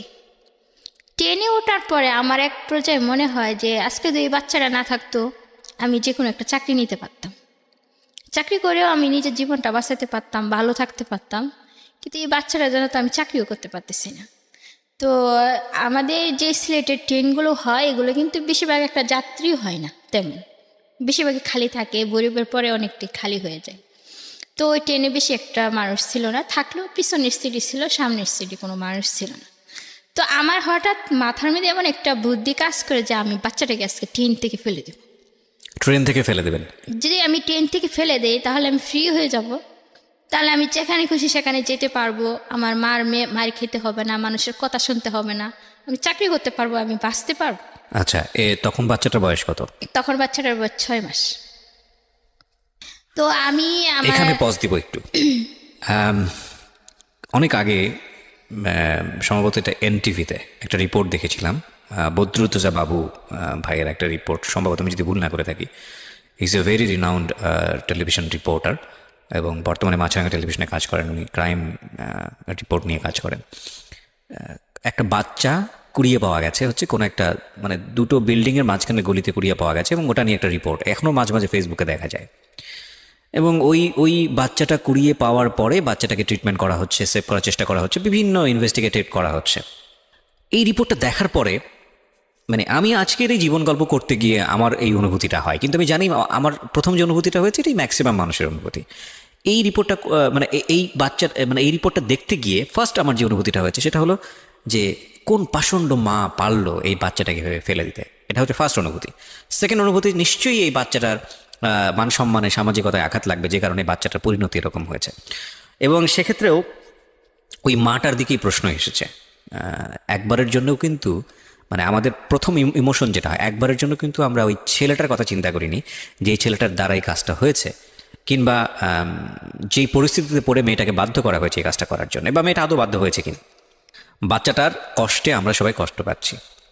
এবং আমি জানি এরকম বাচ্চা সমাজে নেওয়ার জন্য অনেকেই প্রস্তুত থাকেন, অনেকের ঘরেই বাচ্চা কাচ্চা হয় না, অনেকেই চান একটা বাচ্চা। কিন্তু আমি বরং গল্পটাকে একটু অন্যভাবে আপনাদেরকে ভাবাতে চাই।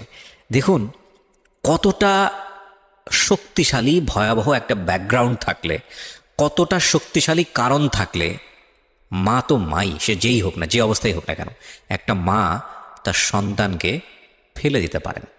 কতটা শক্তিশালী কারণ থাকলে। অন্তত আজকের এই গল্প যে জায়গাটায় দাঁড়িয়ে আছে, প্রায় 1 ঘন্টা 10 মিনিট আমরা পার করে ফেললাম আমাদের এই জীবন গল্পে, সেখানে এসে অন্তত আপনাদের এই উপলব্ধিটা হওয়া উচিত যে যখন তাসলিমা ট্রেন থেকে বাচ্চাটাকে ফেলে দিতে যাচ্ছে, রাইট, সো সেই মুহূর্তে আপনি যদি শুধু ওই সিনারিটুকুই দেখেন যে ট্রেনের মধ্যে আপনি বসে আছেন এবং একটা মহিলা দৌড় দিয়ে গেল, কিংবা একটা কিশোরী মেয়ে দৌড় দিয়ে গেল, তার কোলের বাচ্চাটাকে ঠাস করে সে ফেলে দিল, আপনার অনুভূতিটা কি হবে? আপনার অনুভূতিটা হবে এই মেয়েটাকে মেরে ফেলি, বা এই মেয়েটা কি করলো, এটা এই মেয়েটা তো পাগল, কিংবা এই মেয়েটার একটা চরম শাস্তি হওয়া উচিত। আপনার যা ইচ্ছা আপনি সেটা করার চেষ্টা করবেন। কিন্তু আপনি যদি এই লম্বা ব্যাকগ্রাউন্ডটা জানেন, আপনি কি পারবেন ওর দিকে আঙ্গুলটা তুলতে? তবুও মানুষ আমরা, কথা হচ্ছে এটাই যে আমরা যেই মানুষ একটা শিশু সন্তানের যত্ন করতে জানে না, সেই শিশু সন্তানের যত্ন যেভাবেই হোক না কেন, জন্ম যেভাবেই হোক না কেন, সেই মানুষ আসলে মানুষ না। আমরা সেই জায়গাটা থেকেই তাসলিমাকে আরও গল্পটা সামনের দিকে এগিয়ে নিতে সুযোগ দিব, দেখি সে কী করেছে। হ্যাঁ, ট্রেনের ভিতরে আপনি বাচ্চাটা ফেলে দেওয়ার প্ল্যান করছিলেন, তারপরে আমি যখন তাকে ফেলে দিতে চাচ্ছি, ঠিক ওই মুহূর্তে ও আমার গলার মধ্যে জড়িয়ে ধরে। তখন আমি কিন্তু অর্ধেকটা মানে জানালার পাশে ওকে নিয়ে গেছিলাম। ঠিক যখন ও আমার গলায়তে জড়িয়ে ধরে, তখন আমার ওর জন্য খুবই মায়া হয় যে আমি 10 মাস 10 দিন গর্ভে ধারণ করলাম, জন্ম দিলাম, এতদিন পর্যন্ত তাকে আমি লালন পালন করলাম, বুকে দুধ খাওয়ালাম, অবশেষে আমি তাকে ট্রেনের নিচে ফেলে দিব না। তখন আমি ওকে বুকে জড়িয়ে ধরলাম। তো ওকে নিয়ে আমি আবার বাড়িতে ফিরে আপনার যাই। একবারের জন্য চিন্তা হয়নি যে ট্রেনের ভিতরে তো অনেক লোকজন আছে, আপনি ফেলে দেওয়ার পরে কি অবস্থাটা দাঁড়াবে? সেটা তো আর ভাবিনি। তখন তো আমি শুধু এটাই ভাবছি যে আমাকে বাঁচতে হবে, আমাকে ফ্রি করে দেখ, ফ্রি আমাকে হতে হবে, মুক্ত হতে হবে অভিশপ্ত জীবন থেকে। তো যখন আমি বাচ্চাটাকে নিয়ে বাড়িতে ফিরে যাই, তো আবার সে একই অবস্থা, আমার মা অত্যাচার করতে আচ্ছা, থাকে। তখন পর্যন্ত জানে না যে এই বাচ্চাটার আসলে কার ওরসে জন্ম হয়েছে। আমি জানি না যে আজ পর্যন্ত সে জানে কিনা। আপনি যদি সাহসী একটা মেয়ে হতো, আমি জানি না সাহসী কথাটা ওইভাবে বলা উচিত হচ্ছে কিনা, আপনার কি একবারের জন্য মনে হয়নি যে এই বাচ্চাটা নিয়ে ওই লোকটাকে ফেস করতে, যে না বাচ্চাটা তোমার? ওই সময় কি মনে হতো না, বা সাহস পেতেন না? ওই সময় মনে হতো, কিন্তু আমার পাশে আমি তেমন কাউকে পাইনি। যদি আমার পাশে কোনো এরকম শক্তিশালী মানুষ পেতাম বা ওর বিষয়ে এগুলো বলতে পারতাম। আপনার তাৎক্ষণিকভাবে যেটা করা উচিত ছিল পুলিশের কাছে যাওয়া। রিয়েলিটি প্রিয় শ্রোতা, কারণ অনুষ্ঠানের ফরম্যাটের জায়গা থেকে আমাকে বলতে হবে, এটা নিয়ম। হয়তো আমাদের সবারই আশ্রয়স্থল হওয়া উচিত আমাদের পুলিশ ডিপার্টমেন্ট। আপনি পুলিশের কাছে কেন যাননি? যাইনি। কেন যাননি? যাইনি, তখন আমার মাথায় এগুলো ছিল না। এগুলো ছিল না। যদি থাকতো তাহলে কি যেতেন পুলিশের কাছে? অবশ্যই যেতাম। ওকে, ফাইন। সবারই আমি বলবো একটা কথা, যে আপনি বিচার পান কি না পান, ন্যায় বিচার পান, পুলিশের অনেক অনেক সদস্য আছে যারা সত্যি সত্যি অনেক মহৎ। আমরা একটা পারসেপশন আমরা একটা গ্রো করি, এবং সেটা অনেকের আচরণের জন্যই হয়, একটা নেগেটিভ পারসেপশন পুলিশ সম্পর্কে। কিন্তু আপনাদের প্রথম যেখানে নক করা উচিত সেটা হচ্ছে থানা পুলিশ, এরকম ঘটনা ঘটলে। ওকে, বলুন তারপর। তারপরে আগের মতোই আমার আম্মু আমার সাথে ব্যবহার করতে থাকে। তখন প্রায় 9 মাস হয়, তখন আমার ছেলে প্রায় হাঁটতে শিখছে। তো একদিন আমার আম্মু আমাকে অনেক মারে, মেরে ঘর থেকে বের করে দেয়। তো আমার মনে হয় যে এই জীবনটা আমার খুবই অভিশপ্ত। তো যে বাচ্চার জন্য আজকে আমি অভিশপ্ত হয়েছি, তো বাচ্চার কি দোষ? বাচ্চার তো কোনো দোষ নেই। তাকে একা মারবো কেন? আমি নিজেও মরবো আজকে। তো মানে আমি প্ল্যান ছিল যে বাচ্চাকেও মারবেন, আপনিও মরে যাবেন। নিজেও মরবো। তো আমি বিশ্ব রুট আমাদের পাশে আছে, তো ওখানে আমি চলে যাই। যাওয়ার পর বাচ্চাটা ঘুমিয়েছিল, আমি কোলে নিয়ে মানে ঠিক গাড়ি আসতেছে, মানে আমি যাচ্ছি, ঠিক ওই মুহূর্তে একটা লোক আমাকে পিছন দিয়ে টেনে ধরে।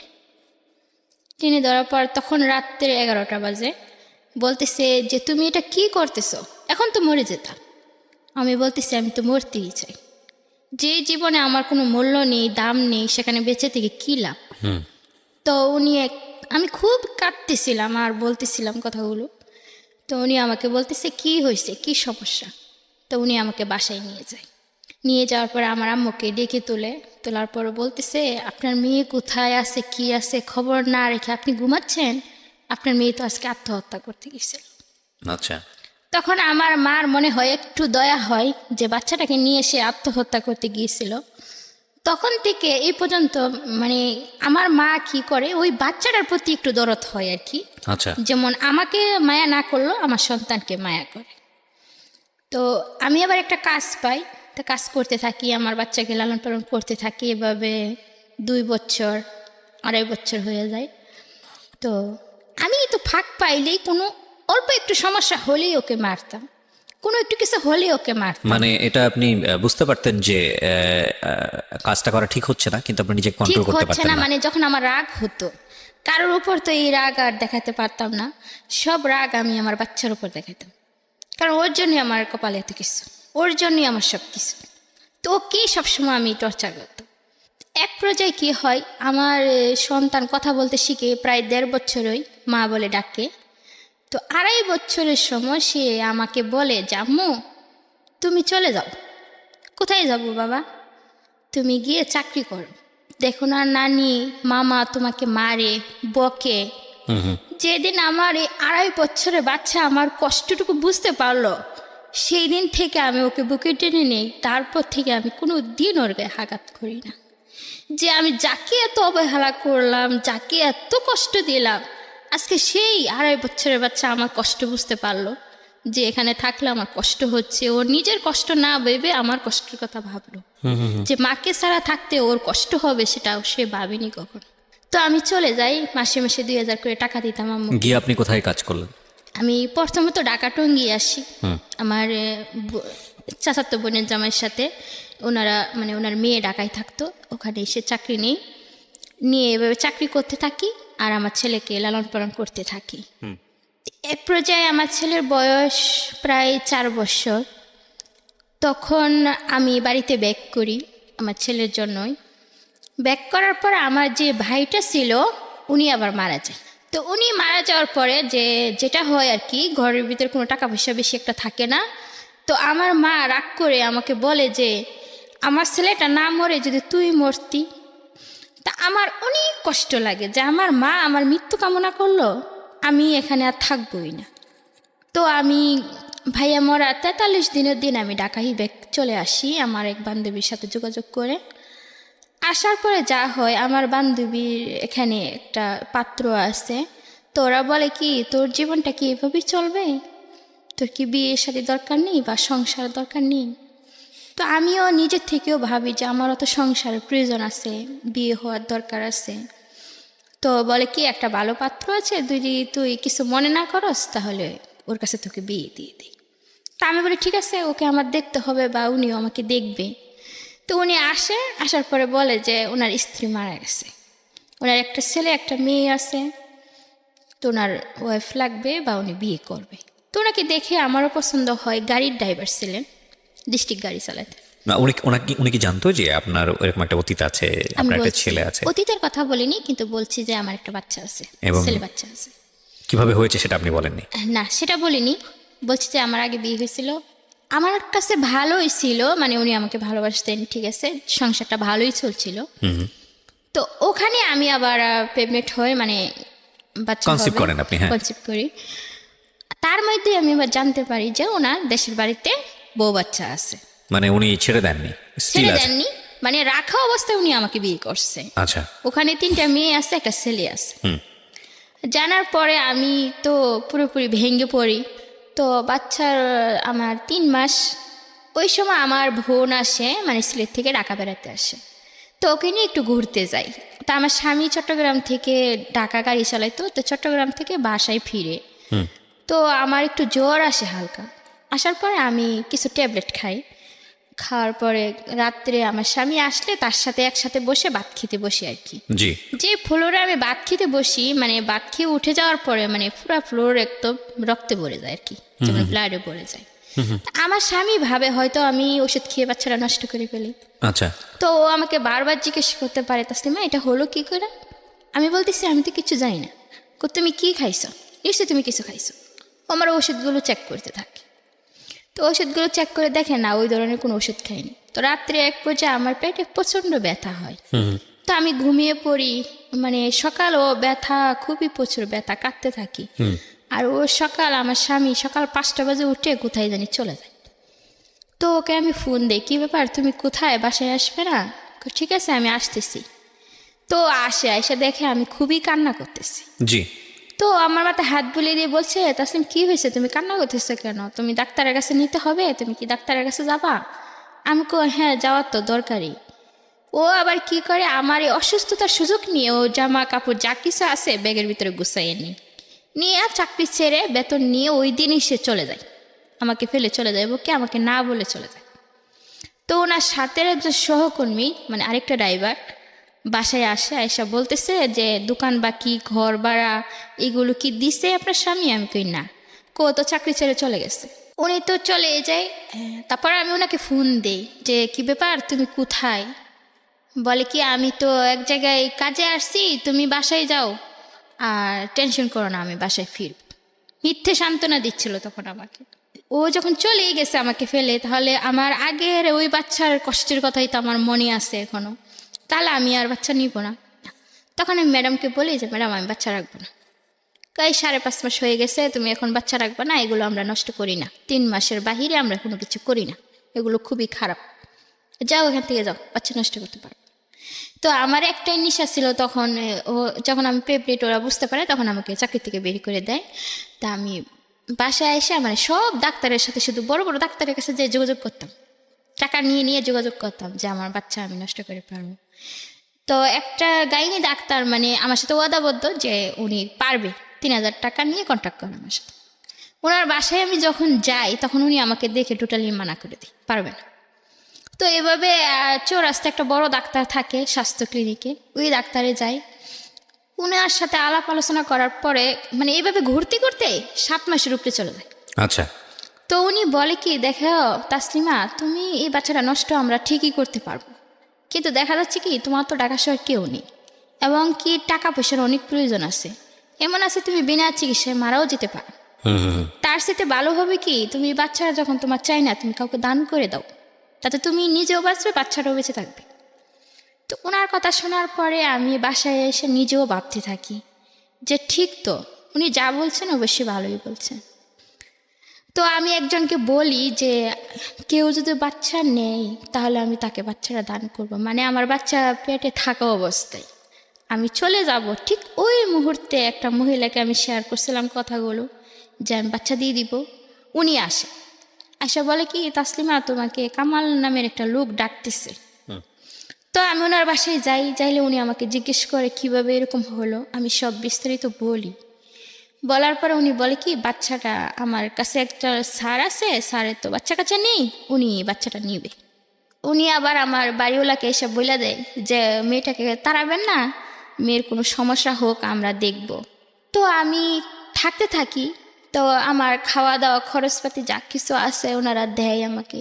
এভাবে ওনারা আমাকে আলট্রাসাউন্ড করার টাকা দেয়, আমি যাই আলট্রাসাউন্ড করি। আলট্রাসাউন্ড করলে ধরা পড়ে কি মেয়ে হবে শুনে ওদের মনটা জানি কেমন হয়ে যায়।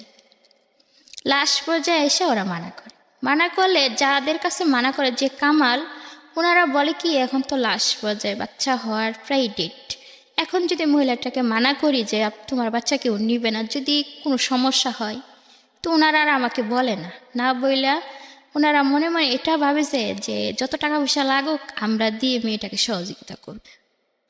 আমি যে বাড়িতে থাকতাম এই বাড়িওলি আবার মানে উনি যেই করে যাতায়াত করেন আর কি, জজ করে, তো উকিলে নাকি একটা বাচ্চার দরকার। তো উনি আবার আমাকে বলতেছে যে আমার বাড়িতে বাচ্চা মানে অন্য কাউকে দিয়ে দিবে, অথচ আমি জানি না। আমার উকিলে একটা বাচ্চা চাইছে অনেক দিন ধরে আমার কাছে, বলছে কোথাও পাইলে খোঁজ বলার জন্য। পরে ওনারা আবার কীভাবে জানি ওনার সাথে যোগাযোগ করে, কইরা উকিলের সাথে যোগাযোগ করে। উকিলে ফোনে বলে ঠিক আছে বাচ্চা আমরা নেব, ছেলে হোক বা মেয়ে হোক কোনো সমস্যা নাই। তো সাইজ সিজার করে বাচ্চাটা হয়। আমি একদম অসুস্থ হয়ে পড়ি। অসুস্থ হওয়ার পরে আমি মানে চোখ বন্ধ রাখা অবস্থায় শুনতে পারতেছি যে সিস্টাররা ডাক্তাররা বলা বলি করতেছে যে বাচ্চারা দেখতে শুনতে বেশ সুন্দর, মোটা ঠোঁটা, মানে 3 কেজি 90 গ্রাম হয়েছে। তো এরকম বাচ্চা কি ওর হয় না সহজে। তো আমার খুবই মানে তাকে দেখতে ইচ্ছে করতেছে, কারণ তারা যখন বলা বলি করতেছে যে বাচ্চাটা অনেক সুন্দর, তখন আমি চোখ খুলে আমি আমার মেয়ের দিকে তাকায় দেখি সত্যি অনেক সুন্দর। এখন আমার চোখের পানি আপসে জোরে জোরে পড়তে থাকে যে এত কষ্ট আমি করলাম, আর এই বাচ্চা তো আমি আজকে আরেকজনের হাতে তুলে দিব। কারণ আমি পেটে থাকতে ওয়াদাবদ্ধ তাদের কাছে যে আমি ওদিকে বাচ্চা দিয়ে দিব। এখন তো বাচ্চা দেখে আমার খুবই মায়া লাগতেছে, আমি এই সন্তান কি করে তাদেরকে দিয়ে দিব। তো ওদের কে জানি মারা যায়, ওরা আর সেদিন আসতে পারে না। তো বাচ্চা নিয়ে বিকালে আমরা বাড়িতে ব্যাক করি। ব্যাক করার পর একটা খালি রুমে মানে কার্টুন বিছাইয়া আমাকে থাকতে দেওয়া হয়। আমি ওই রুমে থাকি আমার বাচ্চাকে নিয়ে। এমন একটা লোক নাই যে আমার কাপড়গুলো কেউ ধুয়ে দিবে বা আমার বাচ্চাটাকে একটু কোলে নিয়ে বসবে। তো সমস্ত রাত বাচ্চাকে এই শরীর নিয়ে দুধ গরম করে আনি খাওয়াই, আবার ওকে কোলে নিয়ে বসে থাকি। আবার পরের দিন সকালে নিজের কাপড় চোপড়, বাচ্চার কাপড় চোপড় ঠান্ডা পানি দিয়ে আমি দোয়ার পরে ওরা আসে না, নিতে আসে না। তো এইভাবে তখন আমার শরীরে অনেক শক্তি ছিল, কোথায় থেকে আসছিল তা আমি জানি না, মনে হয় আল্লাহ পাকি দিছিল আমার মেয়েকে যত্ন করার জন্য। তো মেয়ের দিকে তাকিয়ে থেকে শুধুই কাঁদতে থাকি যে এত সুন্দর মেয়ে হলো আমার, আজকে আমি কি করে অন্যের হাতে তুলে দিব এই মেয়েকে। তো এক পর্যায়ে কি হয়, ভাত দিলে আমি ভাত খাই না, কাঁদতে কাঁদতে আমার চোখ মুখ সব কিছু ফুলে যায়। তো ওনারা এভাবে 3 দিন পরে বুকে দুধ আসে, ওকে আমি দুধ খাওয়াই। তো বাচ্চার প্রতি আমার মায়া পড়ে যায়, বাচ্চাকে দিতে ইচ্ছে করে না। তো শনিবারে যখন ওরা আসবে বলছে 7 দিনের দিন যে আসতেছে, আমার মনে হচ্ছিল যে আমি যদি এখন পালাইতে পারতাম এখান থেকে, পালিয়ে আমার মেয়েকে নিয়ে এমন কোথাও চলে যেতাম যেখানে গেলে কেউ খুঁজে পাবে না, তাই করা উচিত ছিল। এদিকে 3 দিন পরে আমি আবার স্বামীকেও ফোন দেই যে তোমার একটা মেয়ে হয়েছে। ওর কান্না পর্যন্ত শোনাই, তবুও তার কোনো বিশ্বাস হলো না। ওরা যখন আসে তখন আমি বলি যে মেয়ের তো বাবা আছে, তো বাবাকে আপনারা একবার ফোন করেন। ফোন করার জন্য আমি রিকোয়েস্ট করি। তো উকিল নিজে ফোন করে, তারা অনেক মানুষ আসে, 2-3 জন গাড়ি নিয়ে আসে। তো ফোন করার পরে উনি বলে কি যে তাসলিমা নামের কাউকে আমি চিনি না। তো ওনারা লাউড স্পিকার দিয়ে আমাকে শোনায়, বলে যে তুমি কার জন্য এই বাচ্চা রাখার চেষ্টা করতেছো, বাচ্চার মায়া করতেছো, ও তো তোমাকে চিনেই না, কালকে বলবে কি বাচ্চা আমার না, তখন তুমি কি করবে? তখন বিবেচনা করে দেখলাম এই বাচ্চা আমি লালন পালনও করতে পারবো না, বা অসুস্থ শরীর নিয়ে ওকে নিয়ে যেখানেই যাই, বাচ্চা দেখতে যখন ভালো হয়েছে সুন্দর হয়েছে, হয়তো অসুস্থ হয়ে আমি পড়বো, তখন যে কোনো কেউ আমার কাছ থেকে বাচ্চাটা কেড়ে নেবে। তো এ সাইডে ভালো আমি ওদেরকে দিয়ে দিই। তো ওনাদের হাতে তুলে দিই। যেই মহিলাটা আমার বাচ্চাকে নিতে আসে, আবার ওনার একটা জিনিস আমার খুবই ভালো লাগে যে উনি আসার পরই আমার মেয়ের কাছে চলে আসে। আমার সাথে একটু বয়স বেশি হবে, ওনাদের বাচ্চা কাচ্চা কিচ্ছু হয় না, ওনারা ভালোই প্রভাবশালী। তো ওনার হাতে আমি আমার মেয়েকে তুলে দেই এবং ওয়াদা করাই যে আমি জন্ম দিয়েছি কিন্তু তাকে আমি লালন পালন করতে পারিনি, আপনার হাতে তুলে দিলাম, আপনি কোনোদিন আমার মেয়েকে কষ্ট দিবেন না। তো উনি আমার সাথে ওয়াদাবদ্ধ হয় যে হ্যাঁ বোন, আমি যতদিন বেঁচে থাকবো দুনিয়াতে আমি আপনার মেয়েকে অনেক ভালোভাবে মানুষ করবো, কখনো কষ্ট দিব। উনি নিঃসন্তান ছিলেন? নিঃসন্তান ছিলেন। আচ্ছা, এবং উনি ছিলেন মানে উকিলের মেয়ে, উকিলের বউ ছিলেন। এবং এটা কি কন্ডিশন ছিল যে আপনি কোনোদিন আর মেয়েকে দেখতে পাবেন না বা মেয়ের সামনে যাবেন না? না, এরকম কোনো কথা ছিল না। তাদের সাথে কথা ছিল যে আমি যখন চাইব তখন আমার মেয়েকে আমি দেখতে পারবো। আচ্ছা, তারপরে আমি 10 দিনের দিন যখন আমার মেয়ে দিয়ে দেই, সেদিন তো ওরা বিকালবেলা মেয়েকে নিয়ে চলেই যায়, কিন্তু আমি খাওয়া দাওয়া টোটালি বন্ধ করে দিই, কাঁদতে থাকি, সমস্ত রাত আমি কাঁদতে থাকি। পরের দিন সকালে ওনারাই ফোন দেয়, দিয়ে আমার খোঁজ খবর নেই যে আমি কেমন আছি। অত্যন্ত ভালো, মানবিক। তো- আমি এই জায়গাটা একটু পজ নিব। আমি মাফ করবেন, একটা কথা মনে পড়ে গেছে, সে কারণেই বলতে চাচ্ছি। আপনারা নিশ্চয়ই জানেন, আমি আগের যে রেডিওতে একটা প্রোগ্রাম করতাম, সেখানে একটা গল্প প্রচার হয়েছিল এরকম, যে পুরো গল্পের আমি বিস্তারিত বর্ণনায় যেতে চাই না। আমি বরং আমি বলতে চাই যে আসলে এই যে জীবন গল্পটা প্রচার হলো এবং প্রচার হওয়ার পর এটা আর্থিক সাহায্য বিষয়ক ছিল। আমরা কিছু অর্থ সেখান থেকে তুলে দিয়েছিলাম। এটা সম্ভবত বইমেলার সময়ের গল্প, এবং পরবর্তীতে ওই গল্পটা নিয়ে একটা চ্যানেল, টেলিভিশন চ্যানেল, খুব নামকরা চ্যানেল, ওটার উপর একটা নাটক বানিয়েছিলেন। তো সৌভাগ্যবশত নাটকে খুব বড় বড় স্টাররা ওখানে অভিনয় করেছিলেন এবং এই নাটকটা আমার দেখার সুযোগ হয়েছিল। আমি কেন বলছি সেটা আমি একটু পরে বলি। তো আমার অদ্ভুত লেগেছিল যে জীবন গল্পটা যখন আমি শুনছিলাম, যিনি আসলে যার ঘটে গেছে জীবনের ঘটনাগুলো, মা আর মেয়ে দুজনে পাশাপাশি বসে থেকে গল্পটা বলছেন, সেই সময়ের গল্প, এবং একই সাথে ওই গল্পটা যখন প্রচার হচ্ছিল সেই সময়ের যে রিয়েল অনুভূতিটা, এবং গল্পটা যখন নাটক আকারে আসলো টেলিভিশনে বা যখন আমি দেখলাম, তখন ওই ওই একই ফিলটা আর হচ্ছিল না। মানে মনে হচ্ছিল যে there is a lot of differences. এবং অদ্ভুত বিষয় হচ্ছে যে এই যে আসল যে অনুভূতিটা, সেটা কেন জানি আমার কাছে মনে হয় অনেক বড় বড় অভিনেতা কিংবা অনেক বড় পরিচালক হয়েও সেটা শেষ পর্যন্ত পর্দায় তুলে ধরা যায়নি। গল্পের এই মাঝখানে এসে এই ধরনের কথা বলার পিছনের একটা কারণটা হচ্ছে যে এই ভদ্রমহিলা যখন প্রথম সন্তানের গল্পটা তো আপনারা জানেনই, দ্বিতীয় সন্তান সেটা বৈধ ছিল, এবং যখন তিনি এটা তার যাকে কথা দিয়েছেন তার হাতে তুলে দিচ্ছেন, এখানে হয়তো কোনো একজন অভিনেত্রী অভিনয় করে বিষয়টাকে উপস্থাপন করতে পারবেন। কিন্তু আমার কেন জানি মনে হয় যে এই যে আপনি তার মুখ থেকে শুনলেন যার জীবনে এই ঘটনাটা ঘটে গেছে, সেখানে আপনি যে অনুভূতিটা পাচ্ছেন, এই অনুভূতিটা আমার মনে হয় না যে পৃথিবীর কোনো শিল্পকর্মে সেটা ধারণ করা সম্ভব। এবং এই জন্যই আমরা বলি যে জীবন অনেক বেশি নাটকের চেয়ে নাটকীয়। 10 দিন পরে আপনি বাচ্চাটাকে তুলে দিলেন এবং ওই বাসার মধ্যে আপনি একাই থাকেন তখন, জি, এবং আপনাকে হেল্প করার মতো কেউ নাই। কেউ নেই। তো যে পরের আমার দিন ওরা আপনাকে ফোন দিয়ে খোঁজ নিচ্ছিল যে পরের আপনি দিন সুস্থ আমার আছেন খোঁজ কিনা। নিচ্ছিল যে আমি তারপর কেমন আছি। তো খালাম্মা বলল যে ও তো ভালো নেই, ও তো খুবই কান্নাকাটি করতেছে বাচ্চার জন্য। তো ওনারা বলল ওকে পরিবেশ চেঞ্জ করতে হবে, জি, মানে ওনার আরেকটা বাচ্চা আছে, ওনাকে বাড়িতে পাঠিয়ে দিন। তো ওই বাচ্চাটাকে কাছে পেলে হয়তো এই বাচ্চাটার কথা ভুলে যাবে, আর এই পরিবেশে থাকলে ওর বাচ্চাকে নিয়ে ও কুলে নিছে, ঘুম পাড়াইছে, তো ওর তো সবসময় মনে পড়বে। তো খালাম্মা আমাকে অনেক রিকোয়েস্ট করে, মা তুমি বাড়িতে চলে যাও। তো যখন ওনাদের হাতে টাকাটা দিয়ে যায় খালাম্মার হাতে, খালাম্মা আমাকে বলে না। যখন আমি বাড়িতে চলে যেতে চাই তখন ওই 10,000 টাকা আমাকে উনি দিয়ে দেয়। এখানে একটা বিষয় আসে, সেটা হচ্ছে 10,000 টাকার কোনো কন্ট্যাক্ট কি ওনার সঙ্গে আপনার হয়েছিল? কোনো কন্ট্যাক্ট ছিল না। এটা উনি ওনারা ভালোবেসে আমাকে দিয়েছেন। জিজ্ঞেস করছিল যে তাসলিমা তুমি কি বিনিময়ে কিছু চাও? আমি বলছি না, আমার সন্তানের বিনিময়ে কি নিব আমি আমার সন্তান আপনাদেরকে এমনিতে দান করলাম। তো ওই 10,000 টাকা ওনারা খুশি হয়ে আমাকে দিয়ে গেছিল। ওই সন্তানের বয়স কত এখন? আমার মেয়ের বয়স এখন ওই অক্টোবর মাসের 2 তারিখে 2 বছর পূর্ণ হয়েছে। এই অক্টোবর মাসের 2 তারিখে জি। 2 বছর পূর্ণ হয়েছে। জি। ওকে, বলুন তারপর। তারপরে আমি তো বাড়িতে চলে যাই। যাওয়ার পরে যা হয় আর কি, আমার সমস্ত শরীরে পানি এসে যায়। হ্যাঁ। আমি একদমই ওখানে গিয়ে মৃত্যুসজ্জায়। তো আমার মা আমাকে দেখে, মানে উনি ঠিকই বুঝতে পারে যে যে কোনো একটা তো অবশ্যই হয়েছে। তো আমি কারোর সাথে কথা বলি না। তো আমার মা আমাকে জিজ্ঞেস করে যে মা তোমার কি হয়েছে? তো আমি আমার মায়ের কাছে কিছুই লুকাই না, সব কিছু খুইলা বলি। বলার পরে আমার মাও কাঁদতে থাকে যে তুমি এত কষ্ট করলা, কেন আমাদেরকে শেয়ার করলা না, কেন একবার বললা না? তোমার মেয়ে তুমি অন্যের হাতে তুলে দিয়ে আসছো, তুমি বলতা বা বাড়িতে চলে আসতা। তো বললাম যে আগের বাড়ি তো আসছিলাম, এক্স্যাক্টলি। তখন তো আমার যে কষ্ট হয়েছিল ওই পরিমাণ কষ্টের কারণেই তো এখন আমি আসিনি। রাইট, ছেলেটাকেই তোমরা যেভাবে নিয়েছো, এরপরে যদি আরেকটা মেয়ে নিয়ে আসতাম তাহলে তো সেটা তোমরা আরেকটা আমাকে ঘর থেকে ঘর থেকে বের করে দিতে। রাইট। তো আমার আম্মু আর কিছুই বলে না।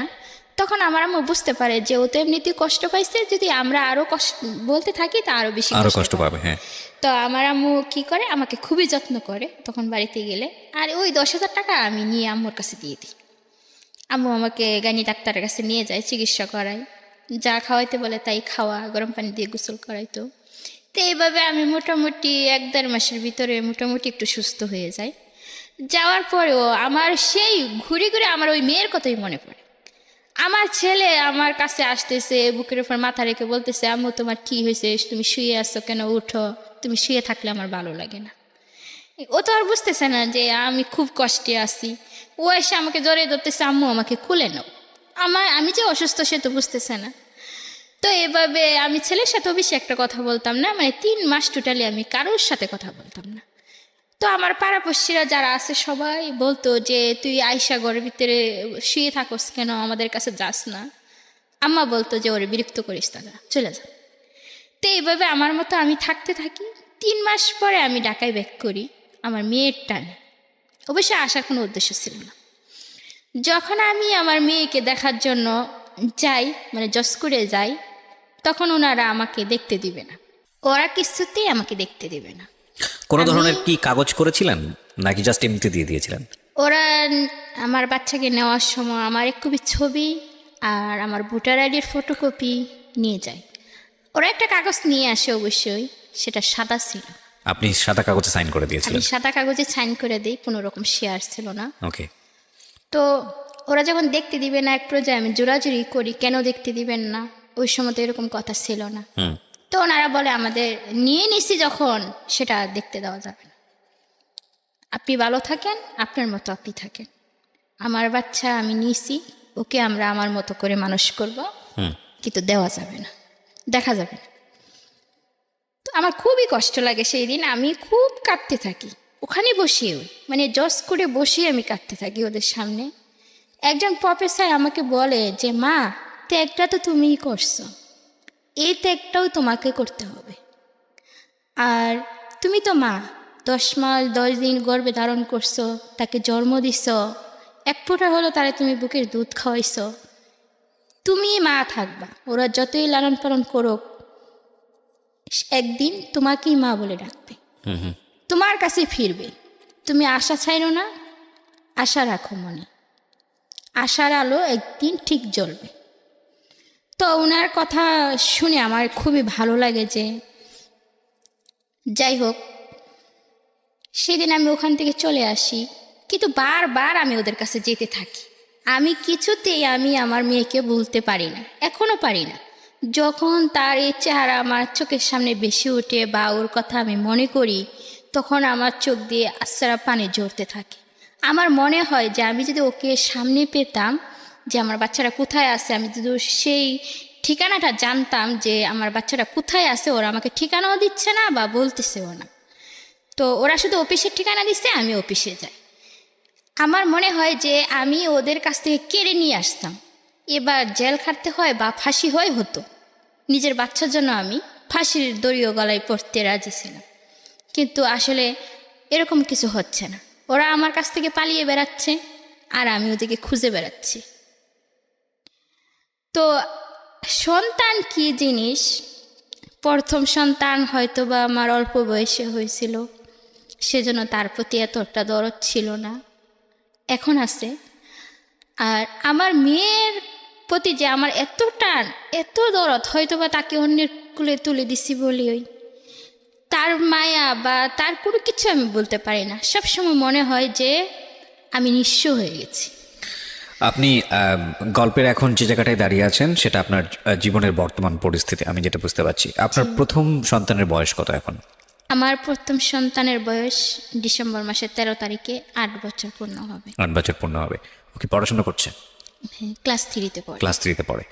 আপনার দ্বিতীয় সন্তান, যাকে আপনার একবারই তুলে দেওয়ার পরে আর জীবনে কখনো দেখার সুযোগ হয়নি, জি, হয়তো আর কখনো হবেও না, হবে। কিন্তু আপনি মা, এবং আপনাকে আমার কোনোভাবেই বোঝানো সম্ভব না। পৃথিবীর এই কঠিন দায়িত্ব কেউই পারবে না, কোনো প্রেজেন্টারই পারবে না বা কোনো মোটিভেটরও পারবে না, যে একজন মাকে বোঝানো যে না, আপনার সন্তান আপনি দিয়েছেন, সুতরাং ওদিকে আপনি টার্গেট করেন না। কারণ মায়ের এই অনুভূতি, এটা কি, এটা সৃষ্টিকর্তা কি দিয়েছেন, এটা একজন মাই ভালো বলতে পারবেন। আর কি করেন আপনি এখন, এমনি পেশায় কি করেন? আমি আমার ওই বাচ্চারা হওয়ার পর থেকে আমি কোমরে একটা সমস্যা হয়ে যায়, বসে কাজ করতে পারি না, বেশিক্ষণ বসে থাকতে পারি না। তো গার্মেন্টসে চাকরি করতাম আগে, হয়তো বা সেজন্য এই সমস্যাটা হয়েছে। তো অনেক দিনই আমি বেকার ছিলাম। তো ডাক্তার একজন, উনি খুবই ভালো মানুষ, তো ওনার এখানে আমাকে ছোট্ট একটা চাকরি দেয় আর কি, 6,000 টাকা বেতন দেয় মাসে। আমি 8 ঘন্টা 5 ঘন্টা ডিউটি করি ওনার কাছে। টুকটাক কাজ করে দিই। তো ওটার থেকে আমি মনে করেন মাসে 1,000 কখনো 2,000 এরকম আমার ছেলের পড়ার খরচটা দিই শুধু, আর কোনো খরচ দিই না। আমার আম্মু বলছে আমাকে, মানে আমার আম্মা এখন আমাকে খুবই মায়া করেন। আমার ভাইয়া মরে যাওয়ার সময় আমার আম্মুকে রিকোয়েস্ট করে বলে গেছে যে ওর জীবনটার জন্য আমি দায়ী। আমি যদি ওই সময় ওরে টেক কেয়ার করতাম। আপনার মা মারা গেছেন? আমার ভাইয়ার কথা বলতেছি। আচ্ছা, ভাইয়া মারা গেছেন। ভাইয়া মারা গেছেন। আমার ভাইয়া নিজের দোষ নিজেই স্বীকার করলো যে আমি যদি ওকে ওই সময় টেক কেয়ার করতাম, আমার কাছে রাখতাম, তাহলে ওর জীবনটা আজকে এই জায়গায় দাঁড়াতো না। তো ওর জীবন যেভাবেই দাঁড়াইছে, ও তো খুব কষ্টেই আছে। তো যেভাবে থাকতে ভালো লাগে ও সেভাবেই থাকবে, তোমরা ওকে কিছু বইলো না। আর যদি পারো ওকে দেখো, ওর সন্তানকেও দেখো। তো আমার আম্মু সেই দিনই আমাকে বলছে যে মা, তুমি যেখানে গিয়ে থাকতে তোমার ভালো লাগে সেখানেই থেকো। মানে আমার এই মেয়েটা হওয়ার পরে তোমার বাচ্চা, মানে ছেলের জন্য কোনোদিনও তুমি টেনশন করো না। আমি যে কদিন পৃথিবীতে বাচ্চা আছি, তোমার ছেলেকে আমি লেখাপড়াও শেখাবো এবং বড় করে রেখে যাব। আমি যেদিন মরে যাব সেই দিন তুমি তোমার ছেলের দায়িত্ব নিও এবং তাকে তুমি কাছে নিও, কারণ তখন তো ওকে দেখার মতন কেউ থাকবে না। এটা আপনার মা বলেছে আপনাকে? এটা আমার মা বলছে, এবং আমার মা এখন আমার খুবই টেক কেয়ার করে। যাই হোক, হয়তো খুব কঠিন একটা সময় আপনি পার করেছেন। তো আজকে আপনি যে গল্পটা বললেন, এটা যদি আপনার পরিবার জানে, যেটা আমি প্রথমেই বলছিলাম, এটা একটা রিস্কি গল্প আপনার জন্য। আপনার সন্তানের পরিচয় নিয়ে কিংবা সব কিছু নিয়ে আপনি আজকে সব কিছু, এখানে কোনো কিছু রাগঢাক করেননি, সব কিছু ওপেন করে দিয়েছেন। কি হবে আপনার পরিবার যদি জানে? কোনো সমস্যা কি হবে? আমার পরিবার, আমার ছোট যে 2 বোন বিয়ে হয়েছে, তো সবুজ একটু শিক্ষিত, তারা এফএম শুনে, আমি জানি হয়তো বা শুনতে পারে, কিন্তু শুনলেও তারা বুঝতে পারবে না যে এই গল্পটা। বুঝতে পারুক আর না পারুক, সে জায়গাটা আমি যেতে চাই না। বুঝতে পারার পরেও যদি আপনার সঙ্গে খারাপ আচরণ করে এত গল্প শোনার পরে, তাহলে তাদেরকে নিয়ে চিন্তা করার কোনো সুযোগ নেই, দরকারই নেই। বরং এই জায়গাটায় যেতে চাই যে আপনার সন্তান এখন 8 বছর বয়স, আপনার সন্তান একদিন বড় হবে। আপনার সন্তানের কাছে কি আপনি এই ব্যাপারটা গোপন রাখবেন, নাকি একসময় বলবেন যে আসলে বাবা এইভাবে এরকম ঘটনা ঘটেছিল? কি করবেন? আপনার মন থেকে কি বলেন? আমার সন্তান এখনই আমাকে প্রশ্ন করে যে আমার বাবা কোথায়। একদিন আমার কাছে জিজ্ঞেস করছে যে আমার বাবা কোথায়। আমি বলছি তোমার বাবা মারা গেছে। তখন তার নানির কাছে গিয়ে জিজ্ঞেস করছে, সে একই কথা বলছে। তার ছোট 2 খালাম্মার কাছে জিজ্ঞেস করছে, সে একই কথা বলছে। কিন্তু আমার ছোট একটা বোন আছে, ওর বাড়ি অনেকটা ডিফারেন্স আর কি। ওর কাছে জিজ্ঞেস করছে, ও বলছে তোমার বাবা আছে। তো ও আমার কাছে এইসব বলতেছে, আম্মু তুমি আমার সাথে মিথ্যে কথা বলছো, তুমি লুকাইছো। কি লুকাইছি বাবা? কই যে আমার আব্বু বেঁচে আছে, তুমি বলছো মারা গেছে। তা আমি বলি, না বাবা, যে তোমার খোঁজ খবর নেয় না, তোমার দায়িত্ব পালন করে না, তোমাকে কুলে নেয় না, আদর করে না, তোমাকে মজা কিনে দেয় না, তোমার সাথে দেখা করতে আসে না, সে তো মরে যাওয়ার মতোই। ফাইন। আপনি বোধহয় গল্পের একটা পর্যায়ে বলছিলেন যে যেই ভদ্রলোক আপনার সঙ্গে এই কাজটা করেছে, তো ভদ্রলোক শব্দটা উচ্চারণ করা ঠিক হলো না। যাই হোক, তো ওনার সঙ্গে বোধহয় আপনি একবার ফেস টু ফেস হয়েছিলেন আপনার বাচ্চা হওয়ার পরে। সেই ঘটনাটা কি ছিল? আমি আমার বাচ্চার 3 বছর হওয়ার পরে আমি ইচ্ছাকৃতভাবে চট্টগ্রামে যাই। যাওয়ার পরে ওনার মুখোমুখি হই। হওয়ার পরে আমি সব বিস্তারিত তাকে খুলে বলি যে আপনার একটু এই পরিস্থিতির কারণে দেখেন আজকে আমার জীবনটা শেষ হয়ে গেছে, এবং আপনার একটা ছেলে সন্তান আমার কাছে আছে বা জন্ম নিয়েছে। আমি তার ছবিও দেখাই তারে। দেখানোর পরে সে কি করে, তার ফোন নাম্বারটা আমাকে দেয় এবং কি বলে সে মাসে মাসে কিছু টাকা খরচ দিবে। কিন্তু এই পর্যন্ত খরচ তো দূরের কথা, সে একবার ফোন দিয়েও জিজ্ঞেস করেনি। কিন্তু পিতৃ অধিকার বলে তো একটা বিষয় আছে। একটা হচ্ছে যে খরচ তো অন্য বিষয়, কিন্তু আপনার সন্তান যেভাবে আপনাকে প্রশ্ন করছে, এই প্রশ্নের উত্তর আপনি ভবিষ্যতে কিভাবে ফেস করবেন? ভবিষ্যতে আমি এখনই চিন্তা করি যে আমার ছেলে আল্লাহ দিলে অনেক মেধাবী, সব দিক দিয়ে ভালো। তো ও এখনই বলে যে মা আমার আব্বু কোথায় আছে, না আমি সেটা জানি, যাব। কিন্তু আপনি ফেস করবেন কিভাবে? আপনার সিদ্ধান্তটা কি? আমার সিদ্ধান্ত এটাই, আমার ছেলে যেদিন বড় হবে, এখন হয়তো সে ছোট আছে বুঝবে না, আর একটু বড় হবে, তখন আমি আমার ছেলেকে সব কিছু খুলে বলবো। খুলে বলার পরে সে যা সিদ্ধান্ত নেবে সেটাই আমার সিদ্ধান্ত। সেদিন যদি আপনার সিদ্ধান্ত, আপনার ছেলের সিদ্ধান্ত যদি এরকম হয় যে না, তার মধ্যে একটা হীনমন্যতা কাজ করে, বা একটা এমন একটা সিদ্ধান্ত আসলো যেটা আপনি মানতে পারছেন না, তখন আপনি কি করবেন? এমন একটা সিদ্ধান্ত হতে পারে যে সে আপনার সঙ্গে থাকলো না, এমন একটা সিদ্ধান্ত হতে পারলো যে সে এমন হলো যে ঠিক আছে, আমার যেহেতু বাবারও পরিচয় নেই আমি মারও পরিচয় দিব না, এরকম সিদ্ধান্ত তো আসতে পারে, মেবি যে কোনো কিছু আসতে হতে পারে। তখন আমি কি করব?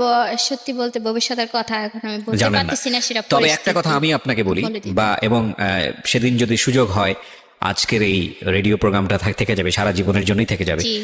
আমাদের ইউটিউবে থেকে যাবে, বা সেদিন যদি সুযোগ হয়, আজ থেকে এত এত বছর পরে এই অনুষ্ঠানটার ভবিষ্যৎ কি হবে আমি জানি না, সবকিছু সৃষ্টিকর্তাই জানে, আপনি এই অনুষ্ঠানটা তাকে শোনাবেন। এবং আমি কিছু কথা বলেছি, সেটা আপনার ছেলের জন্য আমি আজকেই বলে দিলাম।